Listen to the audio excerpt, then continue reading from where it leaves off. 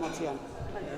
Bai, prestatu egizka... Gehiago, kezkatzen egitena, lehen izan zutena, lehenengo gora argi gaitza. Eta behaie kontatzen adugutena, baina, ez? Bai, prestatu egizkate hori zer dan 57, eta gero hori modalitateak edo, hau etxe bizitza, eta emango ditut datuak, 30 proiektu 17 milioi, eta 2019-tik ere bai lortu dugunadak, ditugu biru, bat dala Araña, hemen daude. Hori da, eta Tarragonaldean, beste bat Kamufil, Hemen daude ere. Barcelona inguruan, eta hirugarrena Nagusia Berrogeita Lau. Denak hemen daude. Eta gero hori, jabetzari dagokionez, Araña bai partekatzen dugula, baina gero beste biak, eguneko dira, eta ideia da, lagapena egitea erabiltzea. Eta aurrera begira dago planantzarik edo konkretizko honen inguruan? Ez, aipatuko dut hori, inbertsio handiko proiektuak direla eta epe luzera berreskuratzen dela dirua, horregatik aurrezki gehiago erda eta berez hori. Beraiek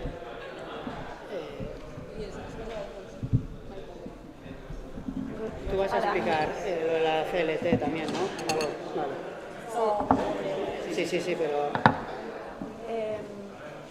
ibais a explicar como el programa que Eso, lo hago yo, ¿no? Vale. Sí, un poco darle contexto a la jornada, ¿no?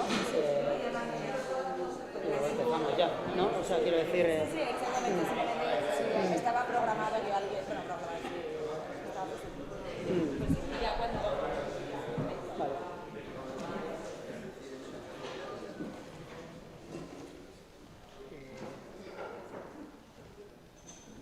Las presentaciones de cada esto las hacemos, ¿no?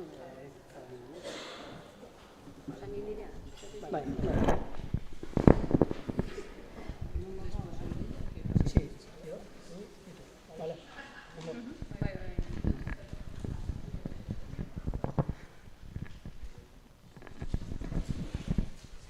Vale. Hasiko gara, oraindik uste dut jende bat etorriko dela.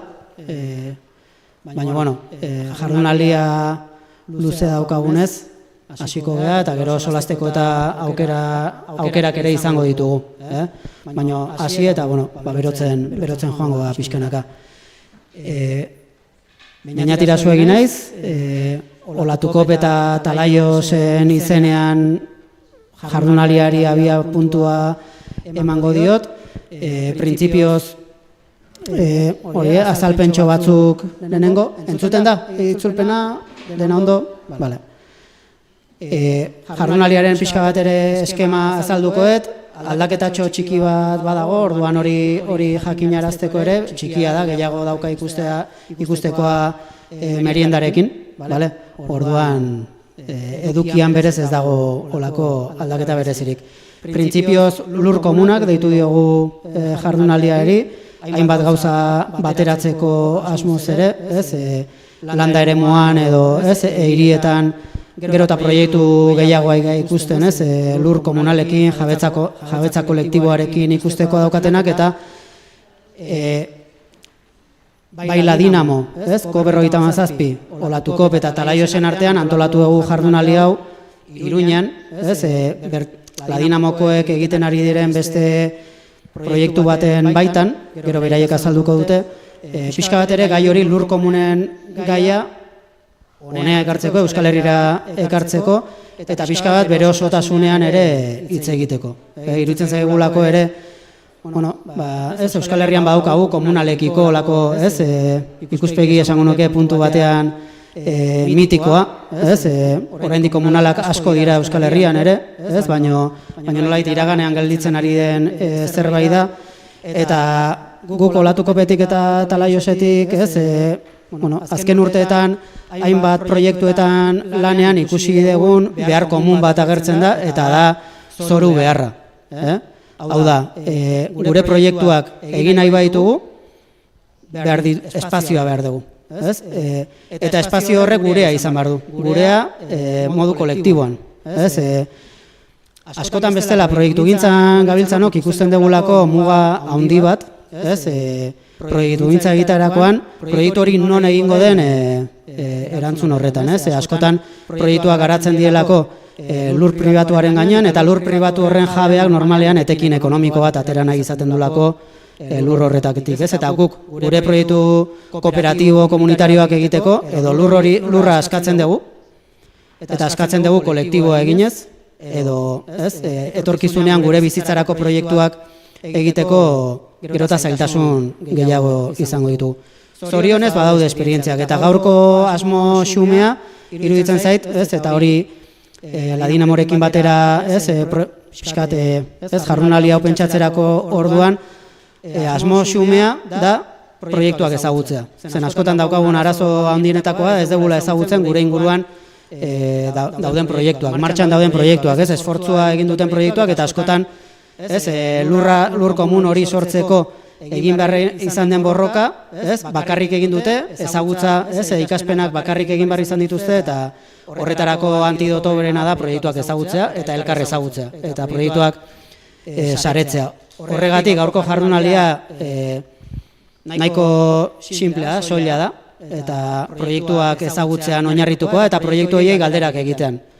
Proiektu horiei galdetzeko, nola iritsi diren lur komunitarioa, lur komun horiek lantzera, ze zailtasun izan dituzten, ze erronka ikusten dituzten aurrera begira, eta horretarako bi eremutan zatitu dugu jardunaldia. Alde batetik, landa lurrak izango lirakenak, landari lotutako proiektuak, nekazaritzarekin ikusteko izan dezaketenak, abeltzantzarekin, etxe bizitzarekin, eta beste alde batetik, hiri lurrak, gehiago ere etxe bizitzarekin, baina gure proiektuak hirian kokatzearekin, gure biziguneak guretzako egitearekin lotutakoak. Guretzako ez da zerbait dikotomikoa, ez dira bi mundu ezberdin. Beharra berdina da, kontua da, nola garatzen den eta ze egoera aurkitzen den lur komun berri hauek egiterakoan, ezberdina da. Bagoazen pixka bat, alde ezberdinetan ikusten ditugun egoerak aztertu, horietatik ikasi, eta lur komun berriak sortzera, eta niretzat gero amaieran ere hitz egiten den guztiarekin ere ondorio batzuk aterako dira, baina nire ustez proiektuak saretzea, proiektuak elkarren harremanetan jartzea, eta saretze hori eta proiektu berriak, lur komunak sortzeko proiektu berriak sortzeko baliabideak sortzea izango da datozen urteetan, baina ja hasita daukagun erronka. Mila esker denoi etortzeagatik, jende ezagun asko zabete, lurralde askotakoak, gonbidatzen zaituztet gero ere egongo dien tartetan elkar ezagutzera, hori delako ere gaurko jardunaldiaren helburua, eta hasiko gaia edukiekin, Ladinamo eta Ko57rekin, Ko57 eta Ladinamo badirelako ja bi tresna, nik izango nuke oso indartsuak egin nahi dugun hau egin ahal izateko, eta beraiek azalduko dute ere zertan ari diren eta zer egin dezakegun etorkizun ere. Eskerrik asko, gracias, eta goazen aurrea.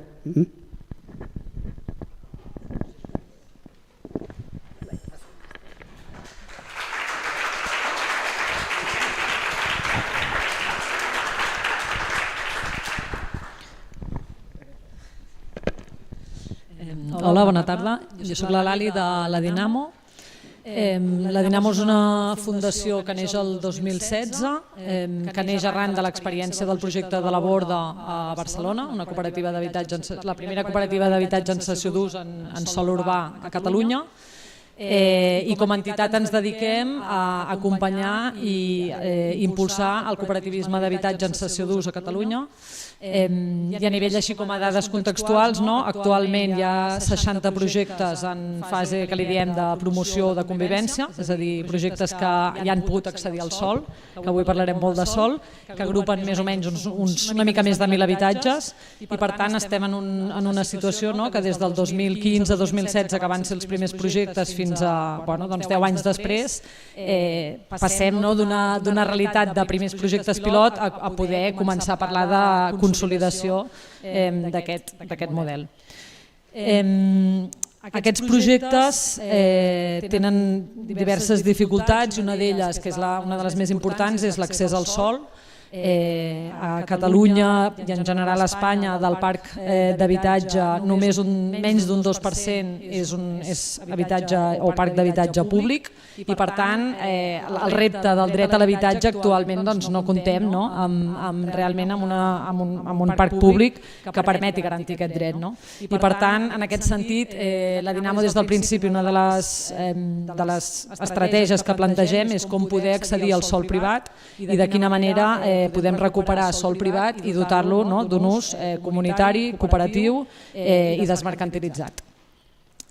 Llavors, l'accés al sòl privat té la dificultat específica, evidentment, del cost que implica el sòl privat i, per altra banda, també de quina manera trobem mecanismes o estratègies que permetin que aquest sòl no només es cooperativitzin al moment d'adquirir-lo, sinó que realment es mantingui desmercantilitzat al llarg del temps.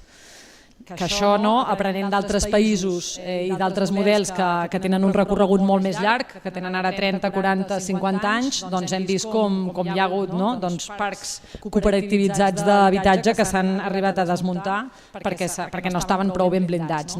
I per tant, en aquest sentit, un dels reptes també és no només poder adquirir sòl privat, sinó de quina manera aconseguim que aquest sòl sigui desmercantilitzat a llarg termini i a més que pugui ser, que d'alguna manera garanteixi aquest ús social i assequible.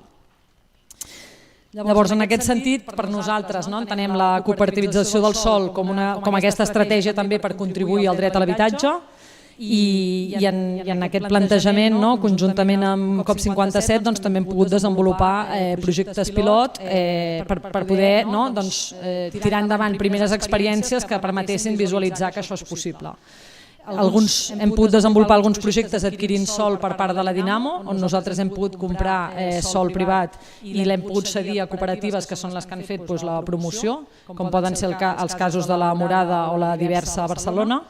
I a la vegada també hem fet experiències ja comunitàries on l'adquisició del sòl ha sigut de manera conjunta amb COP57 però també amb entitats del territori com el Casal Popular de la Turba de Valls que avui participen o recentment també el projecte amb les Juntes juntament amb la Florida en l'Hospitalet que a més en aquest cas té l'especificitat que és un projecte de cooperativisme d'habitatge dispers. Que avui no hi entrarem, però que és, com que cada pilot també va generant d'alguna manera reptes o necessitats diferents i per tant es concreta en diferents qüestions. Llavors, des de ja fa uns anys, també sobretot amb converses amb COP57, amb aquest objectiu no només de com aconseguim desmercantilitzar sòl, sinó amb aquesta idea de com el blindem a llarg termini, hem començat a investigar possibles estratègies per fer-ho i una de les eines que hem descobert a altres països són el que es diuen les Community Land Trust, que venen a ser entitats de governança compartida i comunitària que tenen com a objectiu principal l'adquisició i la custòdia de sòl privat. Llavors són entitats que tenen una governança compartida i normalment tripartita es diu, és a dir que hi participen les pròpies persones que utilitzen aquell sòl, entitats del territori que tenen la voluntat que aquest sòl es mantingui desmercantilitzat i també administracions o entitats que hi puguin aportar recursos. I d'alguna manera aquesta participació en la propietat del sòl de manera comunitària també el que fa és que d'alguna manera cap entitat d'elles, o sigui, s'haurien de posar totes d'acord perquè es pogués privatitzar.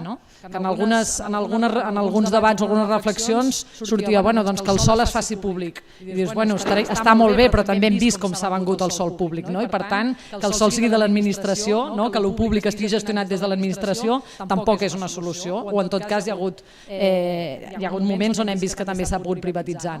Per tant, d'alguna manera, aquesta estratègia el que fa és que hi hagi una cogovernança i un blindatge d'alguna manera distribuït entre diferents agents del territori que tenen interessos que poden ser no els mateixos al mateix moment, però que fa que d'alguna manera uns i altres garanteixin aquesta no mercantilització.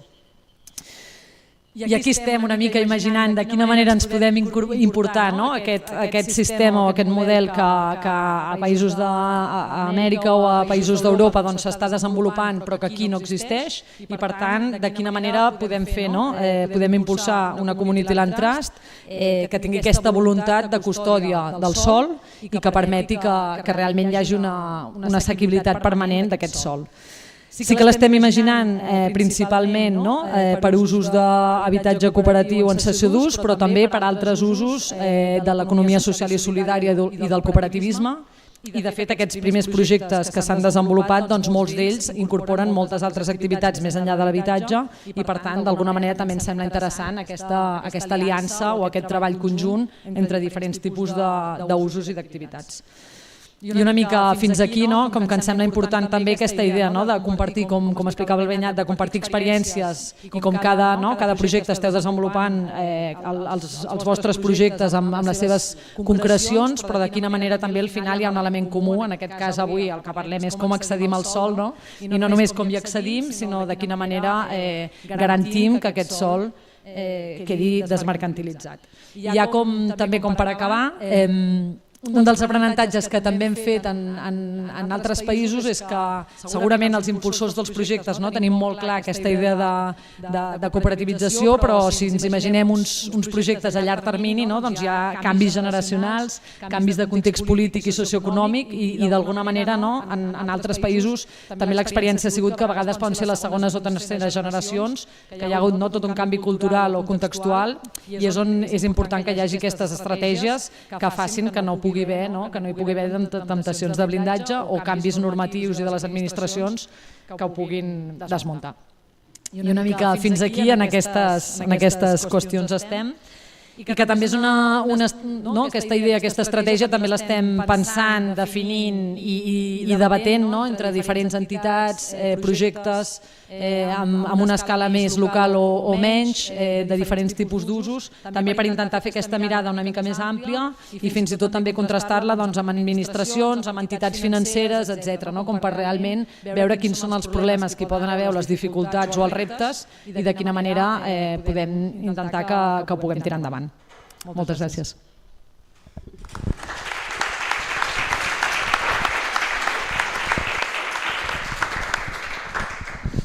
Eskerrik asko Lali eta Beñat.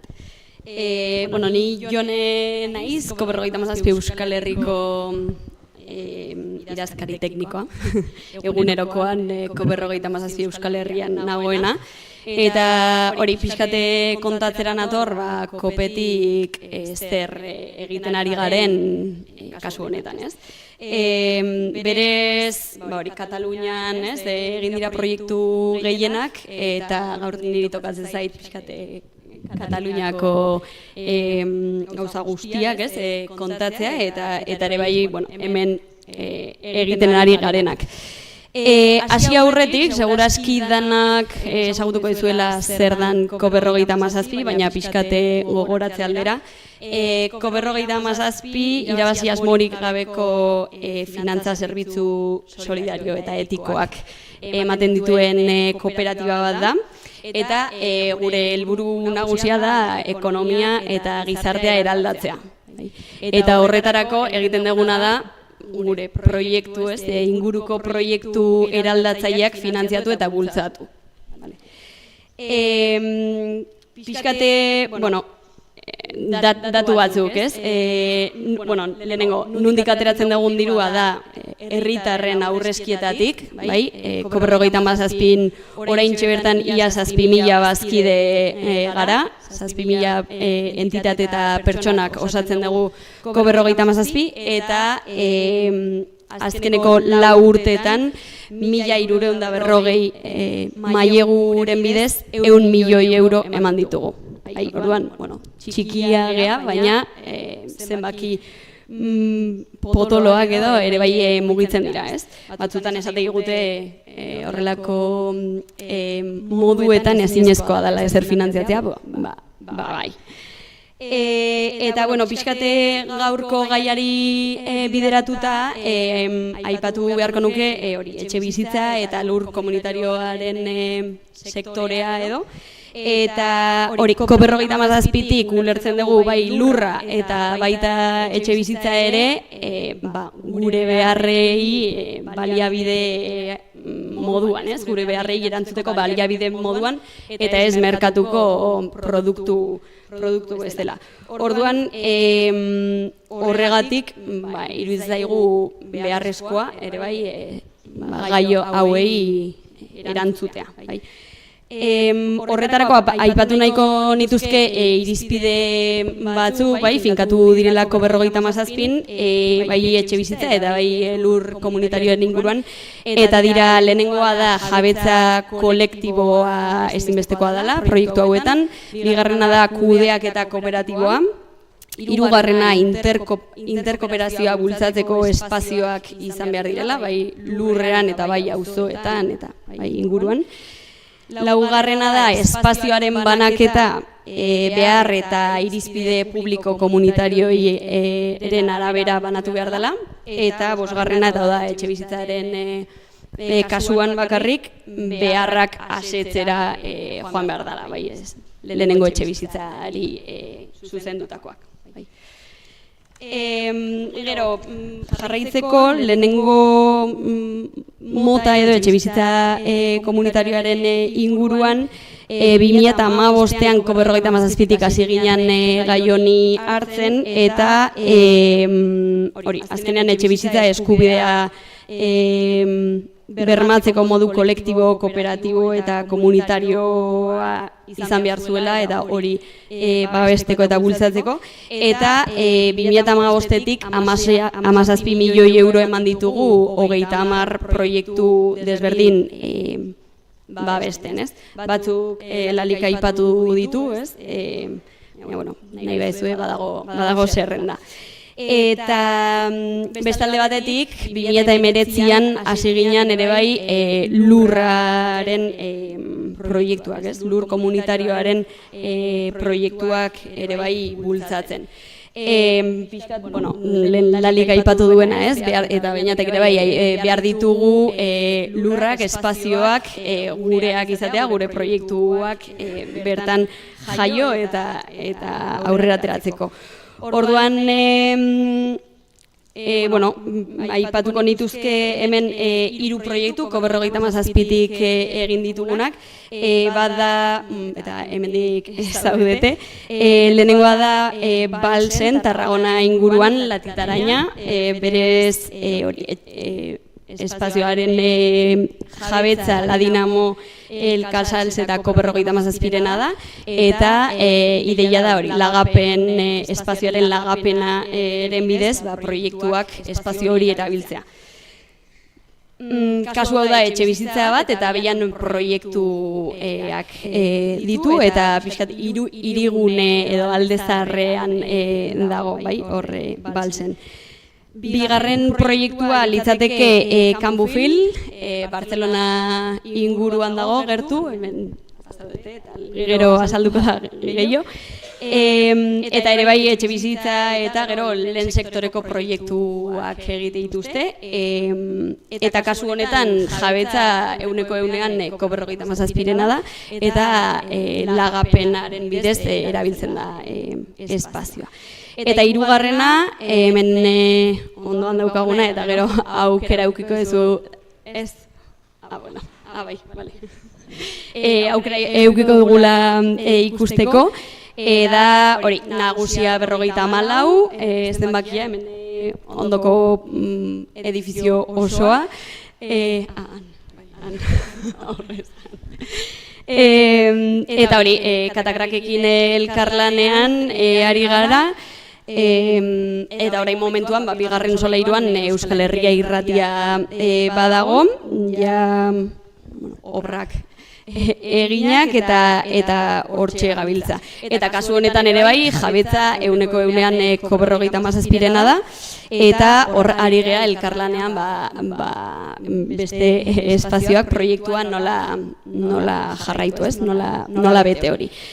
Eta, pixkat COP57tik argi utzi nahi dugu, ez? Eta, uste jakinean dagoela, baina horrelako proiektuak hori da normalean izaten dira diru asko, epe oso luzera, orduan, ko50 lehen aipatu ditudan zenbaki horiek mugitzea ditugu, baina oraindik txikia gea, ez? Eta orduan horrelako proiektuak finantziatzen jarraitu alizateko, aurrezki gehiago, bazkide gehiago behar ditugu, ez? Beti esaten duguna.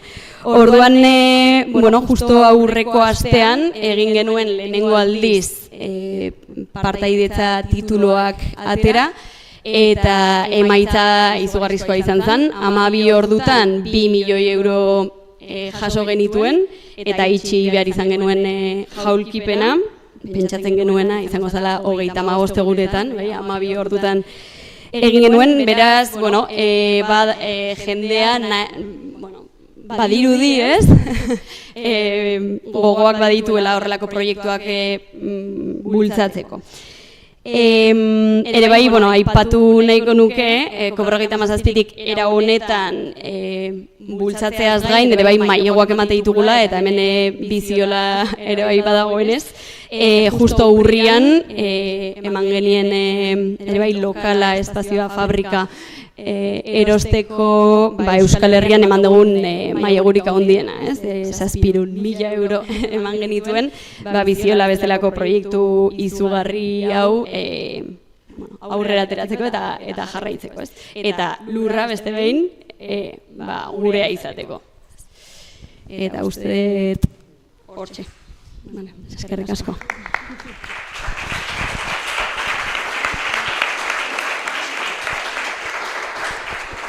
Vale, orduan orain hasiko gea bi mailekin, lehenengoa izango da hiri lurren ingurukoa eta bigarrena landa lurren inguruko. Horrela azalduko dugu, proiektuak eta azaltzen joango gara.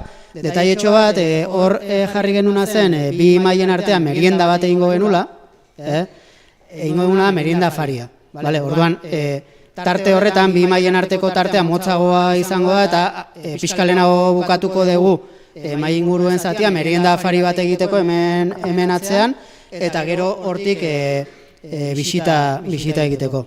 Hori da programan aldaketa. Eta gero kontutxo bat, bi mailen amaieran galderak egiteko aukera izango da, baina hemen proiektu askotako jendea gaudenez, gonbidatzen zaituzte galderak egiteaz gain, zuek beste proiekturen bat baldin baugazute gaiarekin lotutakoa hori ere azaltzeko edo galdera egiten dezutenean ere zuen burua aurkezteko eta esateko ze proiektutik zatozten.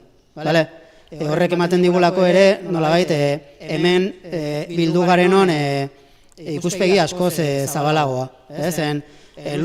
Luxu bada hemen juntatu gehan jendea kontuan izatea eta gai hauetan bai Kataluniatik, Valentziatik, Kanarietatik, Euskal Herritik elkartu garen jendean artean, behintzat elkar ezagutzeko aukera minimo bat izateko. Orduan zuen buruak aurkeztu. Eskerrik asko.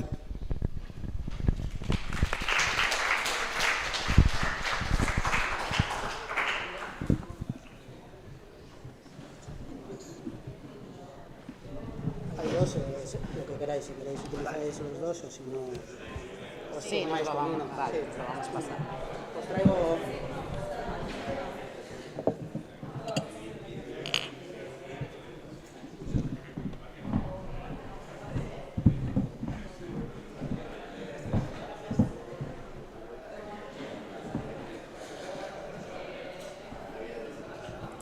Vale, pues puedo pulsar,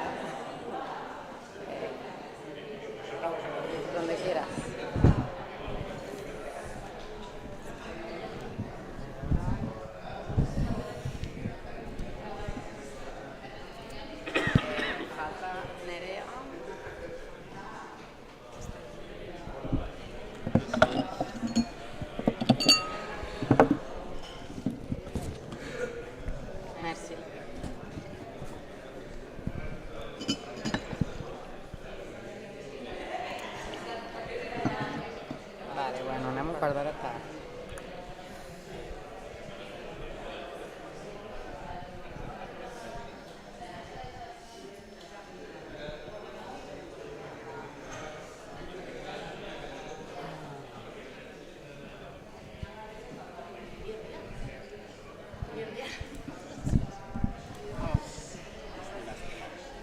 Sí. Vale, doncs si us sembla, continuem amb la jornada. Em presento, jo sóc la Glòria de la Dinamo i seré la que facilitaré una mica l'espai d'aquesta taula i doncs aniré donant pas a la paraula dels diferents projectes. La idea és fer una horeta i quart, perquè hem començat una miqueta més tard, una horeta i quart. Després farem una petita pausa i continuarem amb l'altra taula de l'àmbit urbà, de l'àmbit rural. Llavors, aquesta taula és la taula del sòl urbà comunitari i primer de tot presento a les persones que ens acompanyen avui aquí, que en primer lloc tenim el Tais de la Titaranya, del municipi de Valls. Al seu costat tenim la Nerea, de Catacrac o Nagusia 54, no sé si ets de dir una o una altra. El Markel de Visiola, de Lazcao, de Guipúzcoa, i la Judit de Calblanchard, de Berga. Aleshores, una mica l'objectiu d'aquesta taula, com deia el Benyat, no només és conèixer els projectes que estan transformant l'ús del sòl en l'àmbit en zones urbanes, sinó que entendre una mica quins són els processos que han fet i que estan fent i també tenir aquest espai perquè puguin compartir quins aprenentatges i amb quina és la potencialitat també que s'està donant gràcies als seus projectes. Aleshores, la idea seria fer al principi, abans d'entrar en les preguntes una mica que hem compartit prèviament, fer una primera ronda en la que puguin presentar els projectes perquè expliqueu una mica què és el projecte que esteu representant avui, el seu origen, quins són els objectius i conèixer també quins van ser els motius que us van portar a tirar endavant aquest projecte. Llavors, no sé si algú té voluntat de començar, si no, fem per aquí. Sí?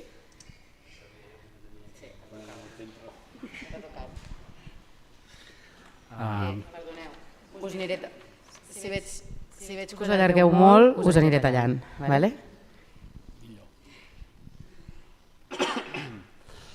Bon dia a tothom, gràcies per convidar-nos a la Dinamo i a la gent d'aquí del País Basc. Us explico així breument quin és l'origen de la Titaranya. La Titaranya és una cooperativa d'habitatge i consum perquè la idea és que en el futur pugui acabar desenvolupant serveis relacionats amb les cures o serveis relacionats sobretot amb el fet d'habitar i fer-se gran en un edifici. De fet, totes les cooperatives d'habitatge que s'estan creant i que està assessorant la Dinamo tenen aquesta doble configuració. I aquesta cooperativa neix impulsada pel Casal Popular La Turba de Valls en un moment en què vol donar resposta a les necessitats habitacionals dels seus socis i també a les necessitats d'espais socials per desenvolupar la seva activitat social i política, una activitat que va anant creixent i que cada cop és més difícil consolidar sense un espai estable.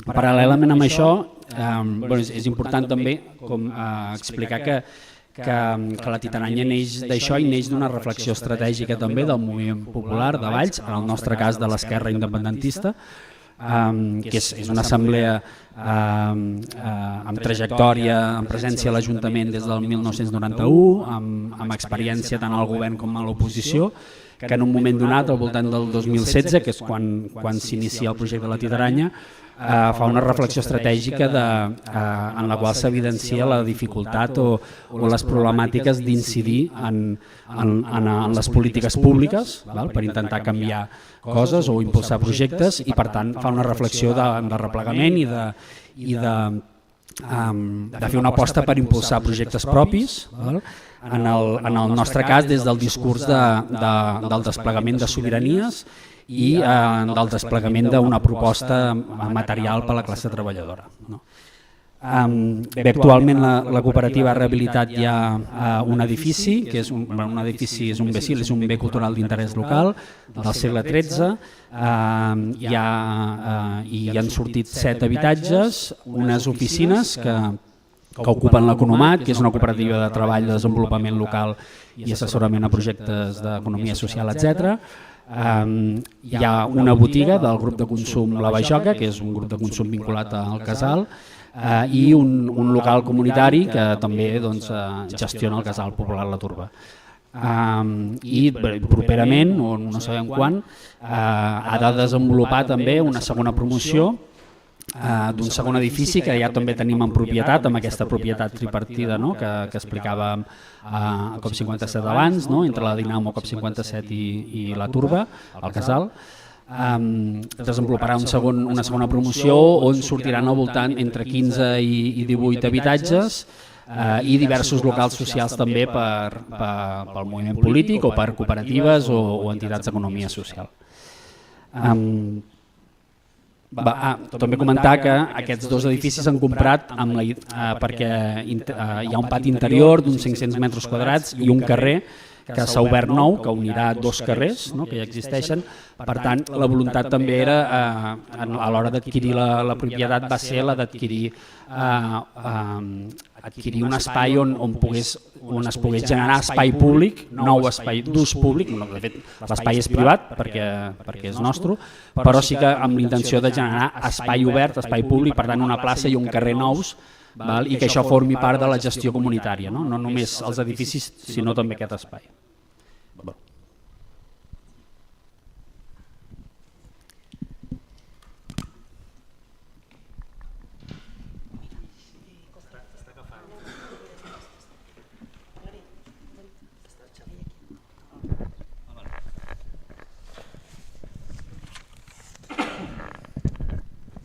Bueno, arratsaldeon. Hasteko eskerrik asko la Dinamo, COP eta hemen elkar ezagutzen dugun guztioi. Eskerrik asko gurera etortzeagatik jardunaldi haueko ospatzera, eta la Dinamokoak eta beste hainbeste ere egun osoa pasa duzuelako hemen, guretzat da ikaragarrizko plazerra. Elkar ezagutzeko eta hain zuzen ere egun orokotasuna konpartitzeko ere bai. Nagusia 54 baino, pentsatzen nuen pixkat egitea Katakraken inguruko aurkezpentxo batez ere ikusi dolako kanpotik etorritako jende desente dagoelako, batzuk seguraski entzun duzu da, eta badakizu erretaila hau, baina uste dute oso garrantzitsua dela ulertzea zer den hau, ez? Zergatik nola lortu dugun toki hau eta zein izan den gure prozesua. Modu baten ere bai, harrotasunetik egiten dugulako, ez? Azkenean 2013an irez zabaldu genituen ateak, 12 urteia da, guretzat nahiko sinestezina, eta, pizkatorlako errelato magiko bat egitea gustatzen zaigu, eta hori egin nahiko nuke behintzat. Katakrak 2013an sortu zen, berez etzen alaba batean sortu zen proiektua, guk aldez aurretik genuen beste alako liburu denda esparru sozial eta kantina txikitxo, kafetegi txikitxo bat La Hormiga Atomika liburuak izena zuena, hemen Iruñan bertan zegoena, Kuria kalean. Eta bertan sortutako prozesu harreman eta elkarlanaren ondorioz, nolabait kontzientzia izan genuen Iruñak, eta hola izan datu genuen momentu hortan, arnasgune berri bat behar zuela. Arnasgune horretan hainbat gauza konkretu identifikatu genuen, bata nolabait kakotxastean askoren artean gurea izan behar zuela, ez?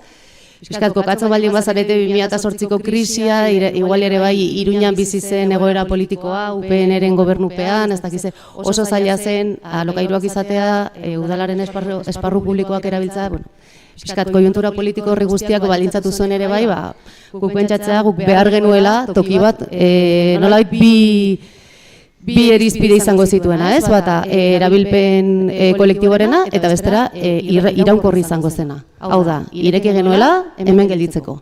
Ez genuen tarteko erabakerik hartu nahi.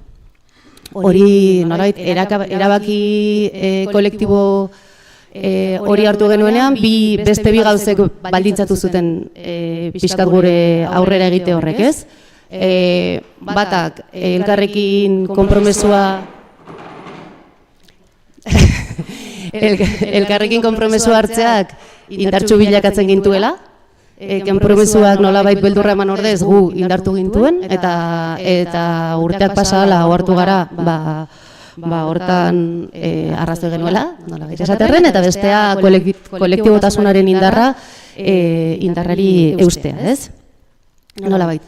Prozesu hau guztia, hemen ikusten duzuen esparru hau, kantina bat daukana, liburu denda bat daukana, esparru hau daukana, argitaletxe bat daukana, ikerketa gune bat daukana, eta beste gauza hori guztiek guk beti esan dugu bezala gure neurrira egin genuen, gure neurrira asmatu genuen, eta bueno, 2012tik urte terdi baino gehiago eman genuen hori guztiari buelta ematen, ez? Eta nolabait ere gure esparru politikoa, edo gure marko eta esperientzia eta entonces mugimendu sozialen ideologiari edo marko politikoaren ondorio izaten, ez? Pixkat esaterren nolabait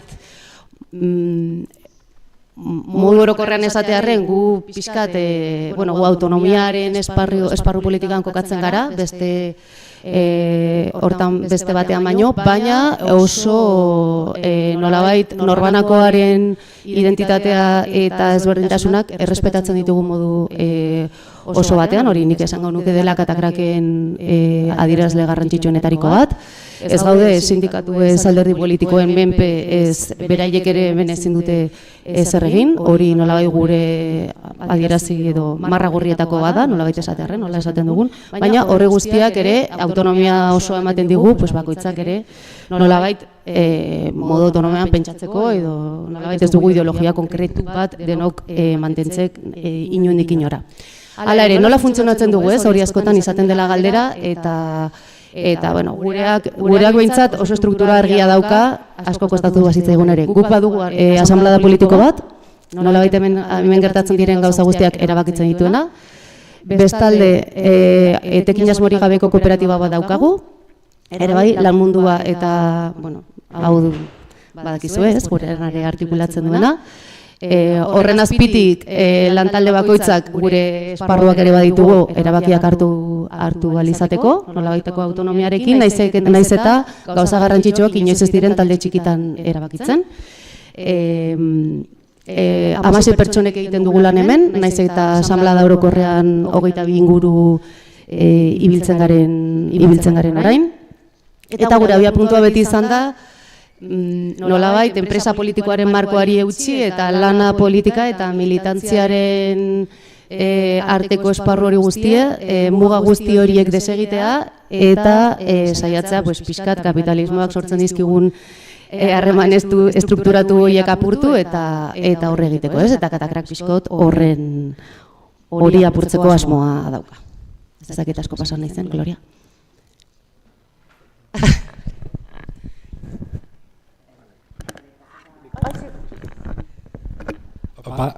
Txaldeon, ni saiatuko naiz labur azaltzen denbora rekuperatzeko.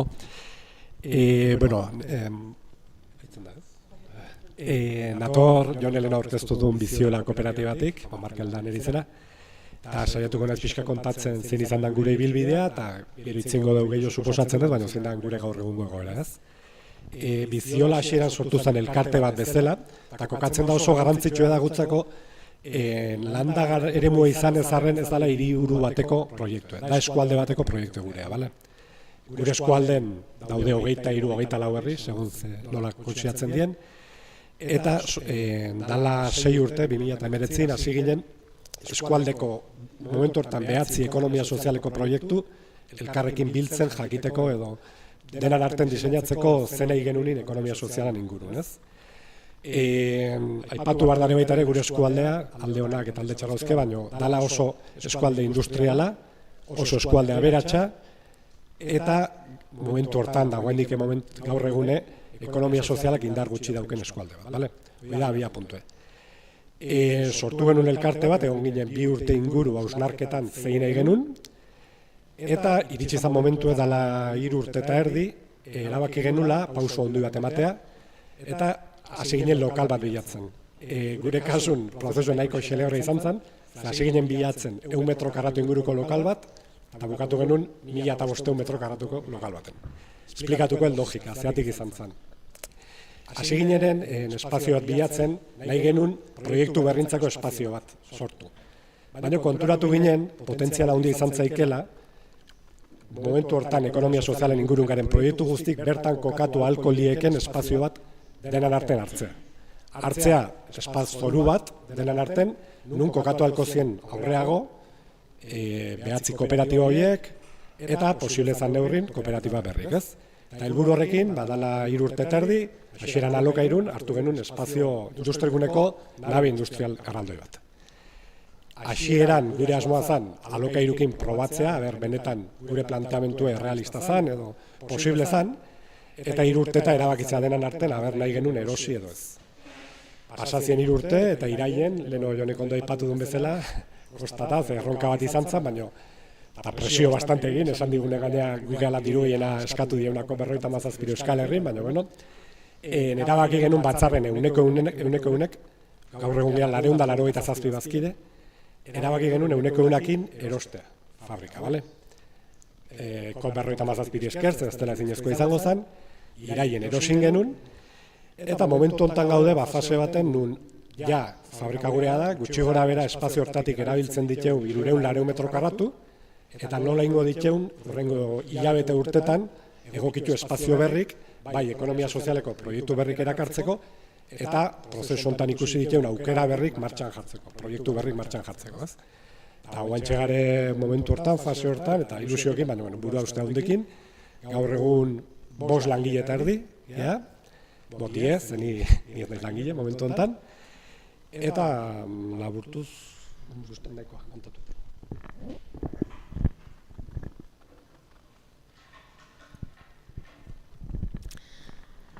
Bé, bona tarda. Jo vinc en representació de Cal Blanchard i en nom de la cooperativa també agraïm molt l'espai. Per començar, dir que també som una cooperativa integral. Nosaltres sempre ho expliquem dient que té 2 potes, Cal Blanchard, i una és l'habitatge, però l'altra és el projecte sociocultural.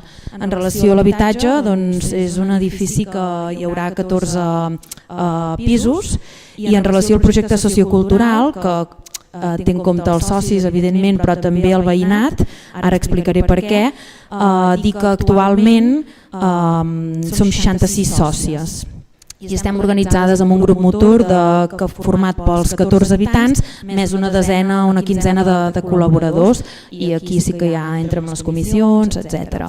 Però abans d'entrar en més detalls del projecte, crec que és important, sobretot estant tan lluny de Berga, explicar una mica la situació. Berga és una capital de comarca, de la comarca del Berguedà, que té 17.000 habitants. Estem situats al Prepirineu, per tant és una comarca històricament molt rural, però sí que l'últim segle va esdevenir, sobretot, va créixer molt per les fàbriques i també per les mines. Fàbriques i mines que ja estan totes tancades, per tant us podeu imaginar que ha quedat una població molt envellida i molt dedicada al sector terciari. Hi ha bastant atur i unes condicions que no són, per exemple, les que comentàveu en alguna altra zona. I dins de Berga tenim el cas d'un barri vell, d'un casc antic molt deteriorat, també amb una història molt similar a altres barris vells, com per exemple el de Valls. Cal Blanchard està situat a 50 metres de la plaça Sant Pere, és la plaça mítica d'on es fa la Patum, que és patrimoni de la humanitat, i tot i així hi ha molts berguedans que només venen al barri per Patum, perquè en les últimes dècades s'ha deixat de deteriorar molt i realment també s'hi ha especulat, siguem sincers. Hi ha molts edificis que han caigut a mans de fons voltor, etc. Llavors, en aquest context, que creia que era molt important situar, el grup inicial de Cal Blanchard, que ja militàvem en altres espais socials i polítics de la ciutat, també de manera individual havíem decidit viure en aquest barri de lloguer, perquè era l'opció que teníem, perquè ningú de nosaltres tenia cap propietat ni molt menys, no? També per militància. Llavors, ja portàvem un temps vivint allà i vam descobrir aquest edifici, que històricament també es diu Cal Blanchard, en què no hi havia absolutament cap habitant i a més comptava de 1.500 metres quadrats de pati. Clar, aquí vam començar a fer volar coloms i a imaginar-nos què es podia fer amb un edifici tan gran i amb un pati amb molt potencial, no? I relacionat amb tot el context, doncs clar, evidentment volíem un lloc per viure-hi perquè hi havia uns habitatges que no hi estava vivint ningú, però també veiem que tot el que són locals i sobretot el pati havien de ser d'ús públic i comunitari, que poguessin ser cedits a altres entitats que ja existien, que des de la pròpia cooperativa es poguessin promoure actes o espais diversos i que fins i tot els espais de la cooperativa d'habitatge poguessin ser també de veïnes d'edificis del costat. Per exemple, nosaltres ens imaginem que l'espai de rentadores no sigui només pels habitants de Cal Blanchard, sinó que també sigui d'ús de la resta de veïnes del barri, no? Per tant, una mica els objectius seria aquest. Per una banda, aconseguir habitatge per ús propi i viure en comunitat, però per l'altra també dinamitzar el barri Vell de Berga. Perquè us situeu, simplement dir que tot això va començar-se a moure el 2019, que ens vam constituir com a cooperativa i vam començar l'acompanyament amb la Dinamo el 2022, a l'abril, que uns mesos més tard, quan ja havíem signat les arres i ja es veia tot una mica més ben encaminat, vam fer la presentació pública i vam començar a ampliar el grup i també en aquest moment vam començar a fer activitat sociocultural, que després hi entrarem. I res més, dir que ara des de principis d'any ja tenim el finançament de COP57 i també han començat les obres de rehabilitació que han d'acabar-se l'any que ve, esperem entrar-hi a viure a finals del 2026 si tot va bé. Moltes gràcies a tots els projectes per l'explicació.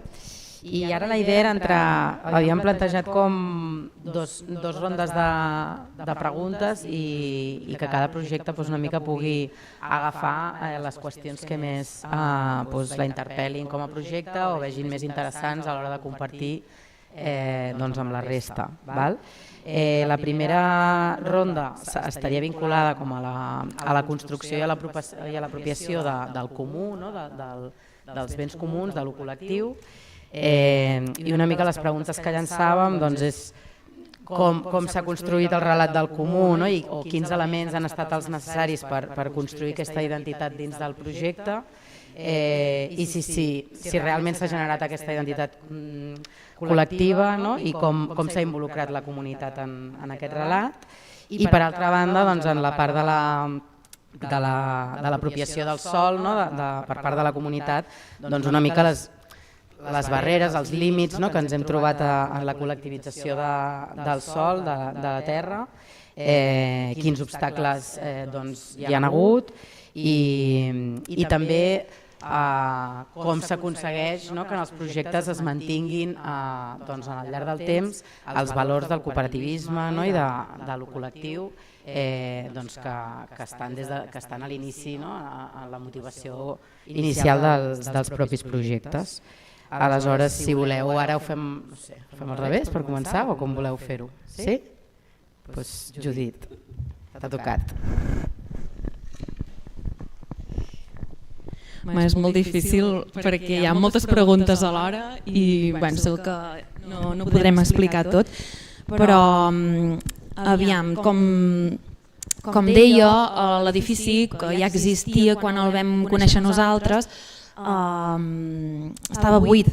Llavors, el fet de nosaltres tenir-hi accés perquè ens van cedir l'ús de l'hort, teníem les claus, això va ser molt fàcil començar-nos a imaginar com a grup que podia ser comunitari, perquè ja n'estàvem fent un ús comunitari, començant per l'hort només i sense tenir-ne la propietat, però n'estàvem fent aquest ús. A partir d'aquí també, com que ja vivíem a metres de l'edifici, ja teníem també aquesta relació amb el veïnat. Tot això feia molt més fàcil imaginar-nos que aquell espai privat podia passar a ser comunitari. I també hi havia un altre factor, i és que cap de nosaltres tenia cap propietat privada, i sí que quan va començar a créixer el grup va entrar alguna unitat de convivència amb alguna propietat, però disposats a vendre-se-la o el que calgués per poder entrar en el projecte. Llavors també la propietat col·lectiva ens encaixava molt amb el projecte. I per tant, l'única manera que teníem d'accedir a aquest edifici era comprant-lo. Com esteu veient, l'inici del nostre projecte és molt diferent a la majoria, perquè normalment comences el projecte i després busques l'espai perquè és una necessitat. Nosaltres va ser al revés, l'espai ens va trobar a nosaltres i primer només va ser pensant-hi, somiant-hi, però després a mesura que vas parlant amb veïnes i amb persones que hi havien viscut, que de fet moltes havien patit moving immobiliari perquè no era per casualitat que no hi hagués ningú en aquell edifici, hi havia hagut moving immobiliari perquè hi volien fer pàrquings. Llavors també parlant amb tota aquesta gent que coneixia l'edifici quan tenia vida, veiem que no ens estàvem inventant res, que aquell edifici, tot i ser d'una propietat, ja era un edifici amb molta xarxa i amb molta comunitat, perquè el pati sobretot, però també l'escala i la distribució ho facilita. Què més volia dir? Sí, llavors respecte a la pregunta de mantenir aquest ideari de l'inici que fos col·lectiu, clar, nosaltres també fa molt poquet que vam començar, tot just ho vam començar a rumiar el 2019 i fa 3 anys que caminem, però sí que tenir molt clares les bases i que la gent s'hagi anat incorporant a poc ha facilitat tenir aquest ideari compartit i creiem que és una bona estratègia perquè perduri.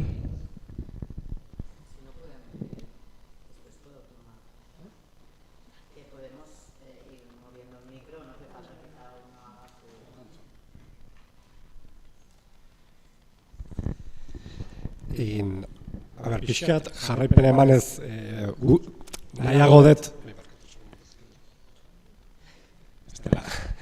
pixkat zentratuko dut galdera guztiri erantzun beharren gure esperientziatik netzat oso garrantzitsua edan gauza bat. Eta da jarraipenakin jenden ilusioa edo motivazioekin da lotura daukena.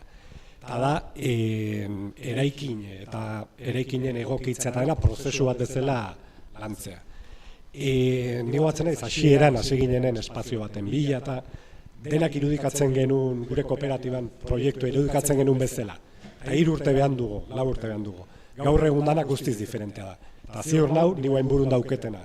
Eta hemen 2 urtea gertatuko dana, ezin detela irudikaturein.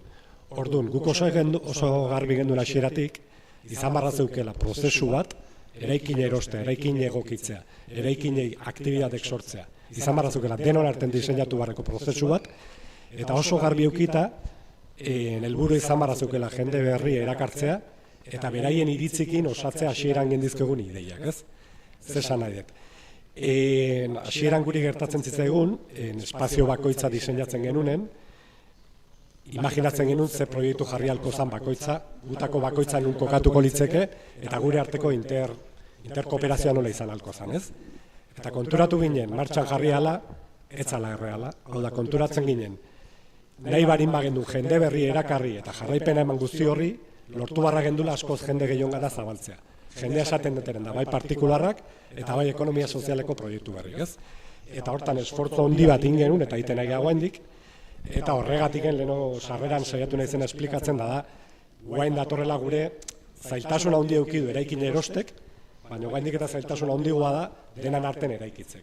Eta hortan gare momentu hontan, eta nik uste oso importantea da hau ondoitea, gu ez gaudenen jarraipena eman izateko proiektui. Zegure kasuan ez da etxe bizitza proiektu bat, epe luzeagoako izan aldana, igual, guain txe bertan edo hasieran bizio lantzeu den asko ja ez daude, Eta nahi bari badu jarraipena eban, denan arten diseinatu barreko zerbait izan barra daukeula usten du. Ados esaten duzunarik. Etorkizuna ez, bada, ja batzuentzat galdera bat. Kasu honetan, niri begustatuko litzake kontatzea kolektibitasunari eta, bueno, Gloriak planteatetako galdera haundi guzti horiei, uste dut ez naizela gai izanen erantzuteko, baina, bueno, kontatu nahiko nuke, kasu honetan katakraken erosketa prozesuak ze gauza izan dituen materialtasunetik, eta horrek nola posible egin zuen, COP57rekin batera, M54 proiektura heltzea, ez? Uste dut hori oso garrantzitsua izan dela, eta badela. Hemen, erekin hau erosteko, eta lehen kontatu dizuedan bezala katakraki hasiera eman genionean, guk erostea erabaki genuen, besteak beste batez ere eta autonomia mantentzeko, eta noski, Juditek eta esan duen bezala, ez genuen dirurik, argi eta garbi, genituen beste gauza batzuk, baina dirua ez. Horretarako nolabait, gure erara egindako finantziazio prozesu bati aurre egin genion, nolabait 3 ildo izan zituena, ez? Bata izan ziren mailegu militanteak, hau da, katakrak ireki aurretik, urte betez, egon ginen jendeari kontatzen, zegin nahi genuen hemen, nola inen genuen, ez dakit uste dute 200 bilera inguru izan genituen, dirua eskatzeko, jendeak dirua euskatu zigun, eta 20 urtez, ere itzulia alizateko. Ja, 12 daramatzagu. Venga. Bestetik, mailegu hipotekario bat lortu genuen, esanen ez dudan banku batekin, eta gero doaitza batzuk. Horrekin guztiarekin, gutxi gora bera, 1.000.000 bat eta 6.000 euro edo lortu genituen. Guk mailegu hipotekario horrekin ez genden bat ere pozik eta are gutxiago COVID-aren, krisiaren ondoren eta zera. Eta ara non, lortu genuen, harremanetan jarri ginen COP57rekin eta lortu genuen haiek katakraki mailegu bat ematea bestearekin amaitzeko eta nolabait ere gure biziari fase berri bat emateko, ez? Ze guretzat, edo saiatzen gara bizian dauden esparru guztitan materialtasunean eta bestetan ere bai, alako, ez? Honestidade bat izatea, hemen gauden denok bezala pentsatzen dut, ez?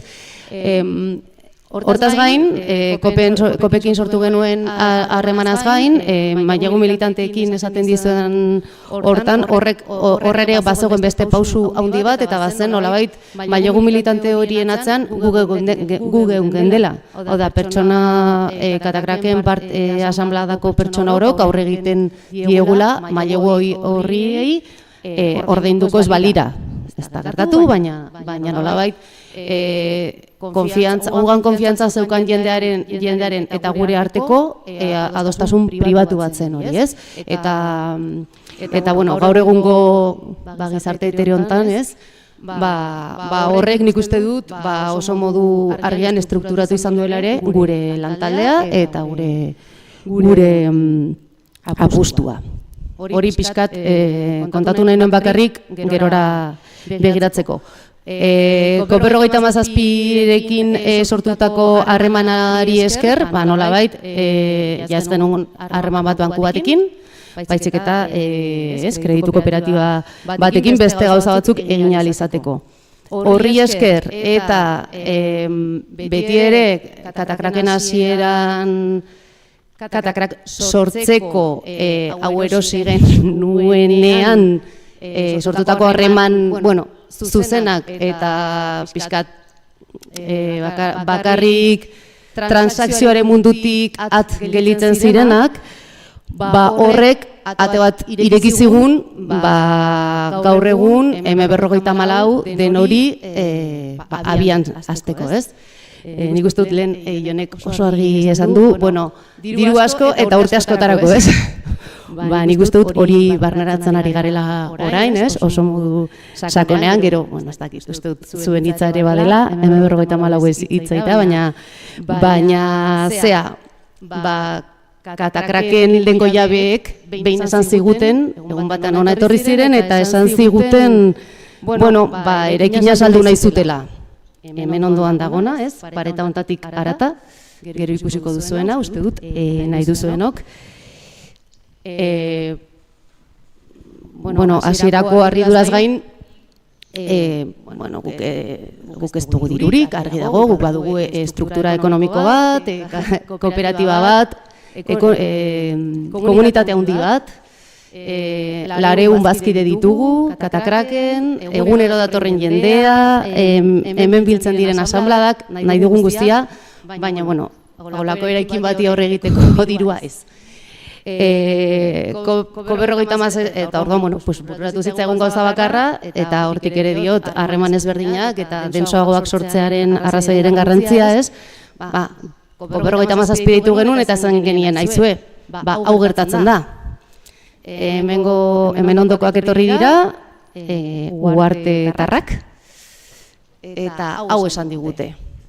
Eta orduan hor, nik uste dut, oso garrantzitsua izan zen prozesu bati hasiera eman geniola, bi alde izan dituena, bata izan zen konfiantza sortzea, bai adostasunetara heltzeko eta bai eztabaidatzeko ere bai, nik uste dut modu zuzenean itzein, hori oso ongi egon dela, eta bestalde, konfiantza bat, prozesu, nolabait eztabaida on bat izateko, erabaki kolektibo bat hartu ahal izateko, ez? Eta izan zen, guretzat oso garrantzitsua izan zen, Ko57koek konfiantza izatea gugan, sikiera, pentsatzeko elkarrekin ea zentzuriko tezuen erekin oso bat erosteko, naiz eta, hori egin genuen, iaia urte betez, egon ginen hitz egiten, ez, Jone? Hona etortzen ziren, ondora joaten ginen, eztabaidatu, ez dakit oso, esan denuke, alde ezberdinak izan zituen asanbladak, eztabaidak, eta baina gai izan ginen, nolabait, orokortasun batean, denontzat ona, eta etorkizunerako baldintzakorra izango den, gauza bati aurre egiteko, eta kasu honetan Ko50 erosi zuen, M54, Nagusia 54, edo nahi duzen bezala, delako hori, ez? Hori guretzat asko da jada. Prozesu honetan honen barnean gauden denok dakigun bezala, intensoa izaten ari da, ez, gogorra, oso gauza serioa da, oso gauza handia da, oso garrantzitsua da, orduan horrek beti eramaten zaitu, toki zailetara, bai adostasunak sortzeko eta bai ez adostasunak sortzeko. Baina hori guztiei eustea guretzat ezinbestekoa da, ez? Zeintzuk izan dira niretzat muga garrantzitsuenak. Eta ez dut uste direnik, nahi baduzue, proiektuen artean egon daitezten ezberdintasunak. Nik uste dut dagoen administrazio estruktura izan dela erabat baldintzagarria. Kasu honetan ez, hiriak eraikinak ulertzen dituen modua, baimenak, lizentziak, bete beharreko gauza, nolabait, estatu burgesak dituen horren beste gauzek baldintzatzen ari gaituzte oso modu sakonean. Batzuk ongi daude, beste batzuk nik uste dut gure alde ez dutela egiten. Beste gauza zein eta beste refleksio batetik egin da, ez? Beste gauza dira garrantzitsua. Guk jada, bai Kopek, bai Katakrakek, baditugula beste proiektu batzuk. Orduan, olako denbora falta zegula, eztabaidatzeko esparru ezberdinak falta zaizkigula, batzutan ere gaitasun ezberdinak erabakiak beste modu batean hartzeko, lurralde elkarrekin ez dauden horien arteko erabakiak hartzeko agian beste tresna batzuk, ez dakidala zeintzuk diren. Zan nahi dut, nik uste hasiera ematen ari diogula, asmatzen ari garen zerbaiti, eta horrek dituen ere mugek baldintzatzen gaituztela, ez? Eta energia falta zegula batzutan. Hemen daudenok mesedez gehitu kendu eta nahi duzuen guztia.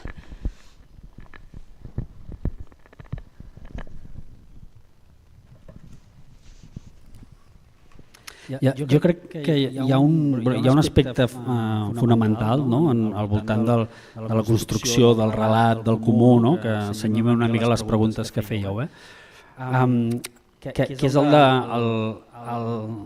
el sentiment de pertinença a un lloc. En el nostre cas és clarament la pertinença al centre històric de Valls, al barri antic, que se'n diu, que és un barri com moltes capitals de comarca a Catalunya, un barri molt degradat, amb molta exclusió social, amb molta pobresa, per tant té una degradació física i social molt gran, i això està en el centre de la reflexió estratègica que fem el 2016. Per tant, un objectiu fonamental és la rehabilitació física i social d'aquest barri. I aquest objectiu o aquesta identitat es traspassa a altres projectes que estan al voltant de la Titaranya. De fet, just el 2016 comença a desenvolupar-se el Pol Cooperatiu de Valls, que actualment són 9 cooperatives, que es creen al voltant a partir de projectes que ja existien al Casal Popular La Turba, a partir majoritàriament de militància política, també vinculat amb aquest moviment, i que per tant tots aquests projectes tenen també comparteixen aquest objectiu, aquesta identitat de pertinença i per tant aquest objectiu de recuperació d'un barri pensant des del comú, de recuperació física i social d'aquest territori. Per tant, sí que crec que això està com molt al centre del nostre projecte i entenc que de qualsevol projecte que el que vulgui és reapropiar-se d'aquest territori. Això em serveix també una miqueta per explicar que la Titaranya quan es funda ja, partint d'aquests objectius que he anat explicant, es funda amb socis tant físics com jurídics. Actualment hi ha 4 entitats culturals del barri que són socis de la Titaranya i que per tant paguen unes quotes per utilitzar els espais, paguen o no paguen en funció de l'ús que fan. I les 9 cooperatives del Pol Cooperatiu també són sòcies de la Titaranya perquè en el moment de la fundació ja es concep la Titaranya com l'eina que ha de proveir de locals, d'espais per a aquestes activitats econòmiques.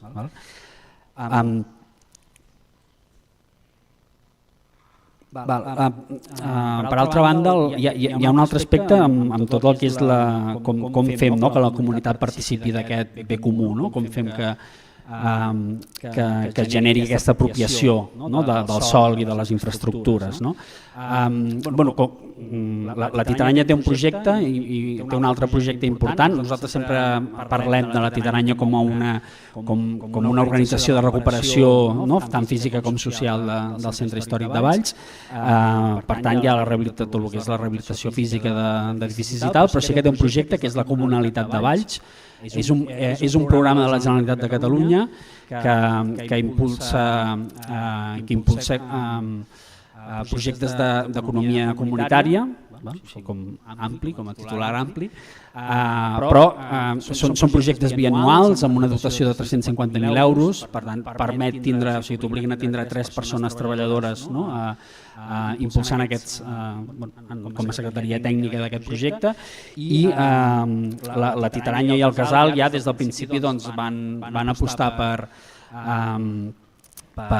sol·licitar un d'aquests projectes de la Generalitat i això s'ha traduït en aquest projecte que es diu la Comunalitat de Valls, que ha pogut impulsar tota una sèrie de projectes tipus club esportiu popular, escola per infants, col·lectius de creadors artistes, una botiga també d'artesania, una comunitat energètica que utilitzarà les taulades de la Titaranya, la Universitat Popular de la comarca, tot de diversos projectes que actualment omplen els espais d'aquesta mena de community land trust local que tenim, no sabem com tenim. O sigui, un edifici ja està, com sabeu, ja està rehabilitat i hi ha 3 locals, però l'altre edifici que encara no està rehabilitat, que són 4 plantes, i actualment estan plenes de projectes que el dia que els haguem de fer fora perquè hem de fer habitatge, no sé què farem, però clar, tot allò s'ha anat omplint de projectes que han anat generant a través d'aquesta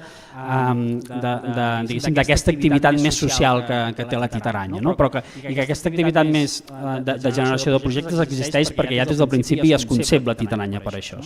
Per tant, sí que crec que l'apropiació del sòl ha de ser un objectiu i ha de ser com una voluntat expressa del projecte en si. Vale, gràcies. No sé si alguna vol afegir alguna cosa més, si us ha faltat alguna cosa per compartir o... Molt bé, anem molt bé de temps. Si no, també tindrem més temps per l'espai obert de preguntes o de compartir també experiències i reflexions, vull dir que està perfecte.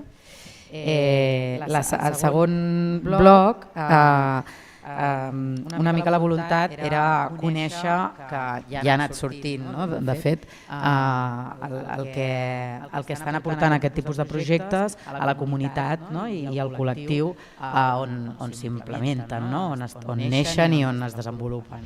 Aleshores, una mica és que la idea és que compartiu això, quin és l'impacte que està tenint i com està relacionant-se el projecte amb la resta de la comunitat, i no només això, sinó com s'està relacionant també amb la resta d'agents o d'espais d'articulació del sector a nivell territorial per aconseguir que realment es desenvolupi aquest arrelament important per la implementació dels projectes a nivell de transformació social.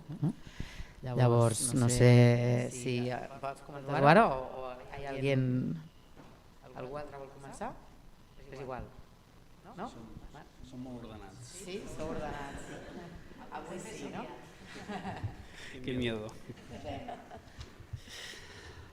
No sé si respondré exactament la pregunta, però sí que hi ha la pregunta em suggeria el paper de la Titaranya com a tractor de la resta del moviment cooperatiu i popular també, en aquest cas. Evidentment, la Titaranya és un projecte de molts diners i aquests diners han intentat revertir en tots els projectes. El pol cooperatiu de Valls està format per cooperatives, per exemple, que ofereixen serveis d'arquitectura, de gestoria especialitzada en economia social, telecomunicacions, internet, telefonia, comunicació, audiovisuals, etc. Són tots projectes que d'alguna manera o altra han participat en la construcció de la Titaranya. Per tant, la Titaranya ha contractat serveis a tot aquest ecosistema cooperatiu i això ha fet que la Titaranya sigui tractor de tot això. I això va estar molt lligat en també un objectiu que teníem des del principi, que era l'aposta per desenvolupar equips professionals locals, capaços de fer-se càrrecs de tots aquests projectes que volíem impulsar. És com un objectiu difícil, perquè ja hi ha serveis als que pots recórrer, però sí que hi havia com molta gelosia de que tot aquest coneixement que es anava a generar en la construcció d'aquests projectes els projectes locals fossin dipositaris de tota aquesta experiència, d'aquest coneixement, i que per tant la creació d'aquests equips professionals servissin per desenvolupar el projecte concret que estàvem fent de la Titaranya, però també les rèpliques futures que volem o que ens imaginàvem que s'havien de produir dins del barri per aconseguir la rehabilitació del barri. Per això Doncs sí que l'impacte que té, no? En el nostre cas crec que l'impacte en el territori és aquest, no? O sigui, volem que hi hagin uns arquitectes, una cooperativa d'arquitectes especialitzats en rehabilitacions, en treballar en un centre històric on és molt difícil, no? Pues actuar, etc. Volem que hi hagi una gestoria especialitzada en gestionar projectes d'economia social, etc. Volem que hi hagi un equip capaç de coordinar una promoció d'habitatges i de gestionar patrimoni, etc. O sigui, crec que és important aquesta voluntat d'això, de crear totes les eines i tots els elements que es necessiten per transformar un barri.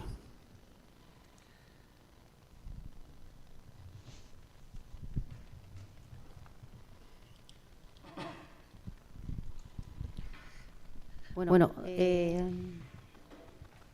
vale. Erantzungo dut gutxi gora bera, zuk esan dako ari ze 11 gauza dago. Nolabaitze guretzat edo hemen Katakraken gauden ontzat eta uste dut Iruñeko jende gehiagorentzat ere bai, Katakrak Iruñan, esparru liberatu bada, nolabait esatearren. Hitza handiak dira, bakoitzak nahi duen moduan uler dezake, uler ditzake hitz hauek, baina guk bai uste dugu benetan, hemen nolabait Iruñeko toki askotan bizi diren logikak, hasiatzen garela, ekiditen, bai politikoki, bai sozialki, bai ekonomiaren arloan, eta baita zentzu askatasunaren arloan ere bai nahi baduzu.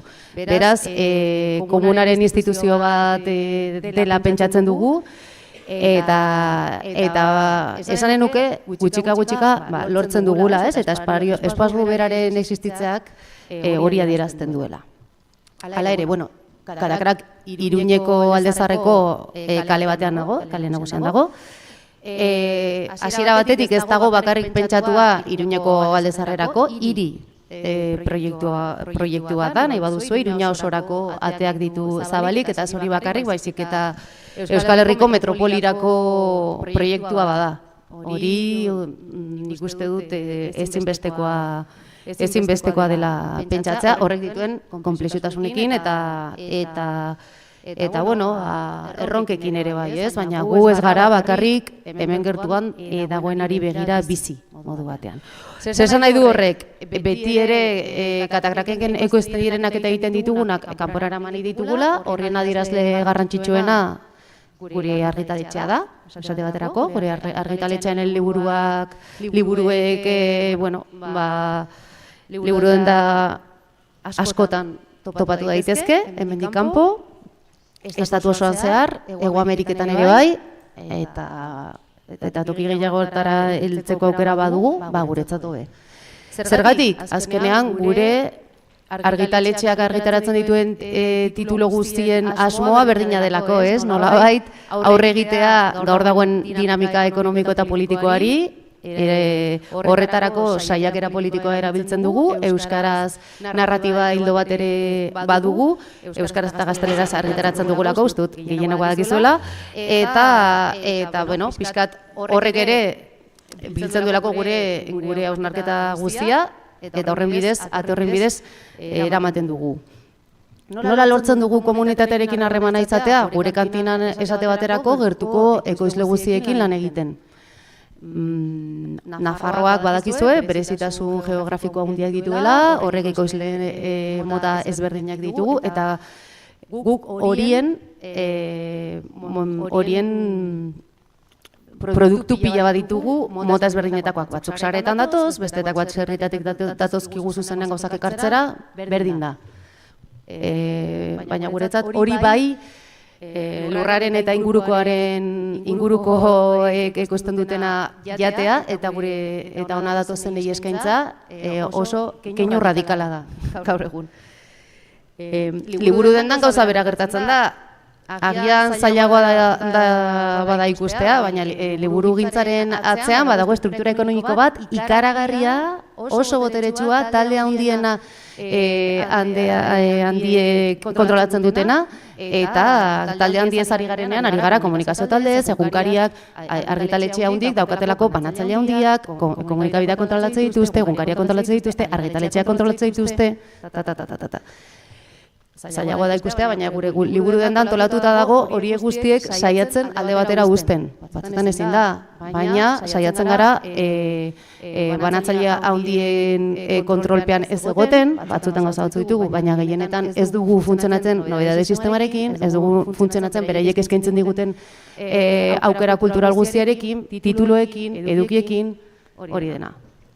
Beraz, badago ahots propio bat, hemen ikusten diren eta gertatzen diren gauza guztietan guretzat komunitateari zuzenean. Eragiten dionla oso modu positiboan. Hortaz gain, hauxe duzue, hemen gauza asko sortzen dira, gertatzen dira, aliantza askok ondorioak izaten dituzte, eta hori guretzat hasieran komentatu dizuet, erabakia handia izan zen, eta emankorra ere bai bada.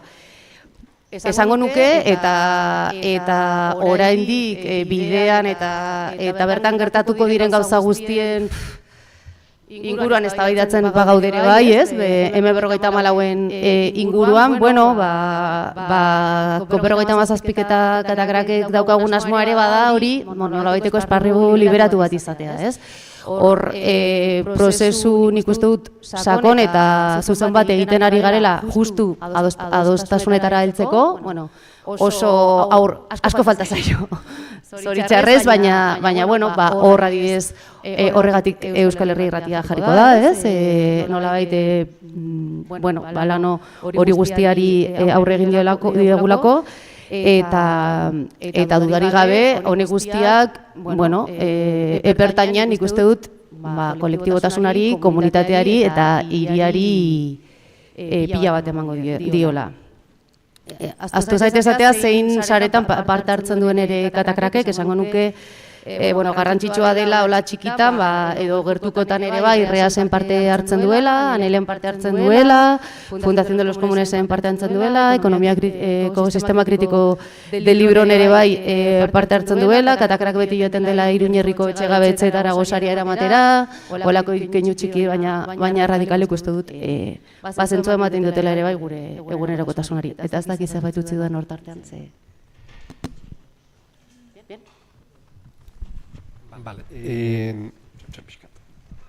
Pixka zentratuko naiz inpakto gaien segutzako hasieratik izan da erdigunen jarri duen zerbait.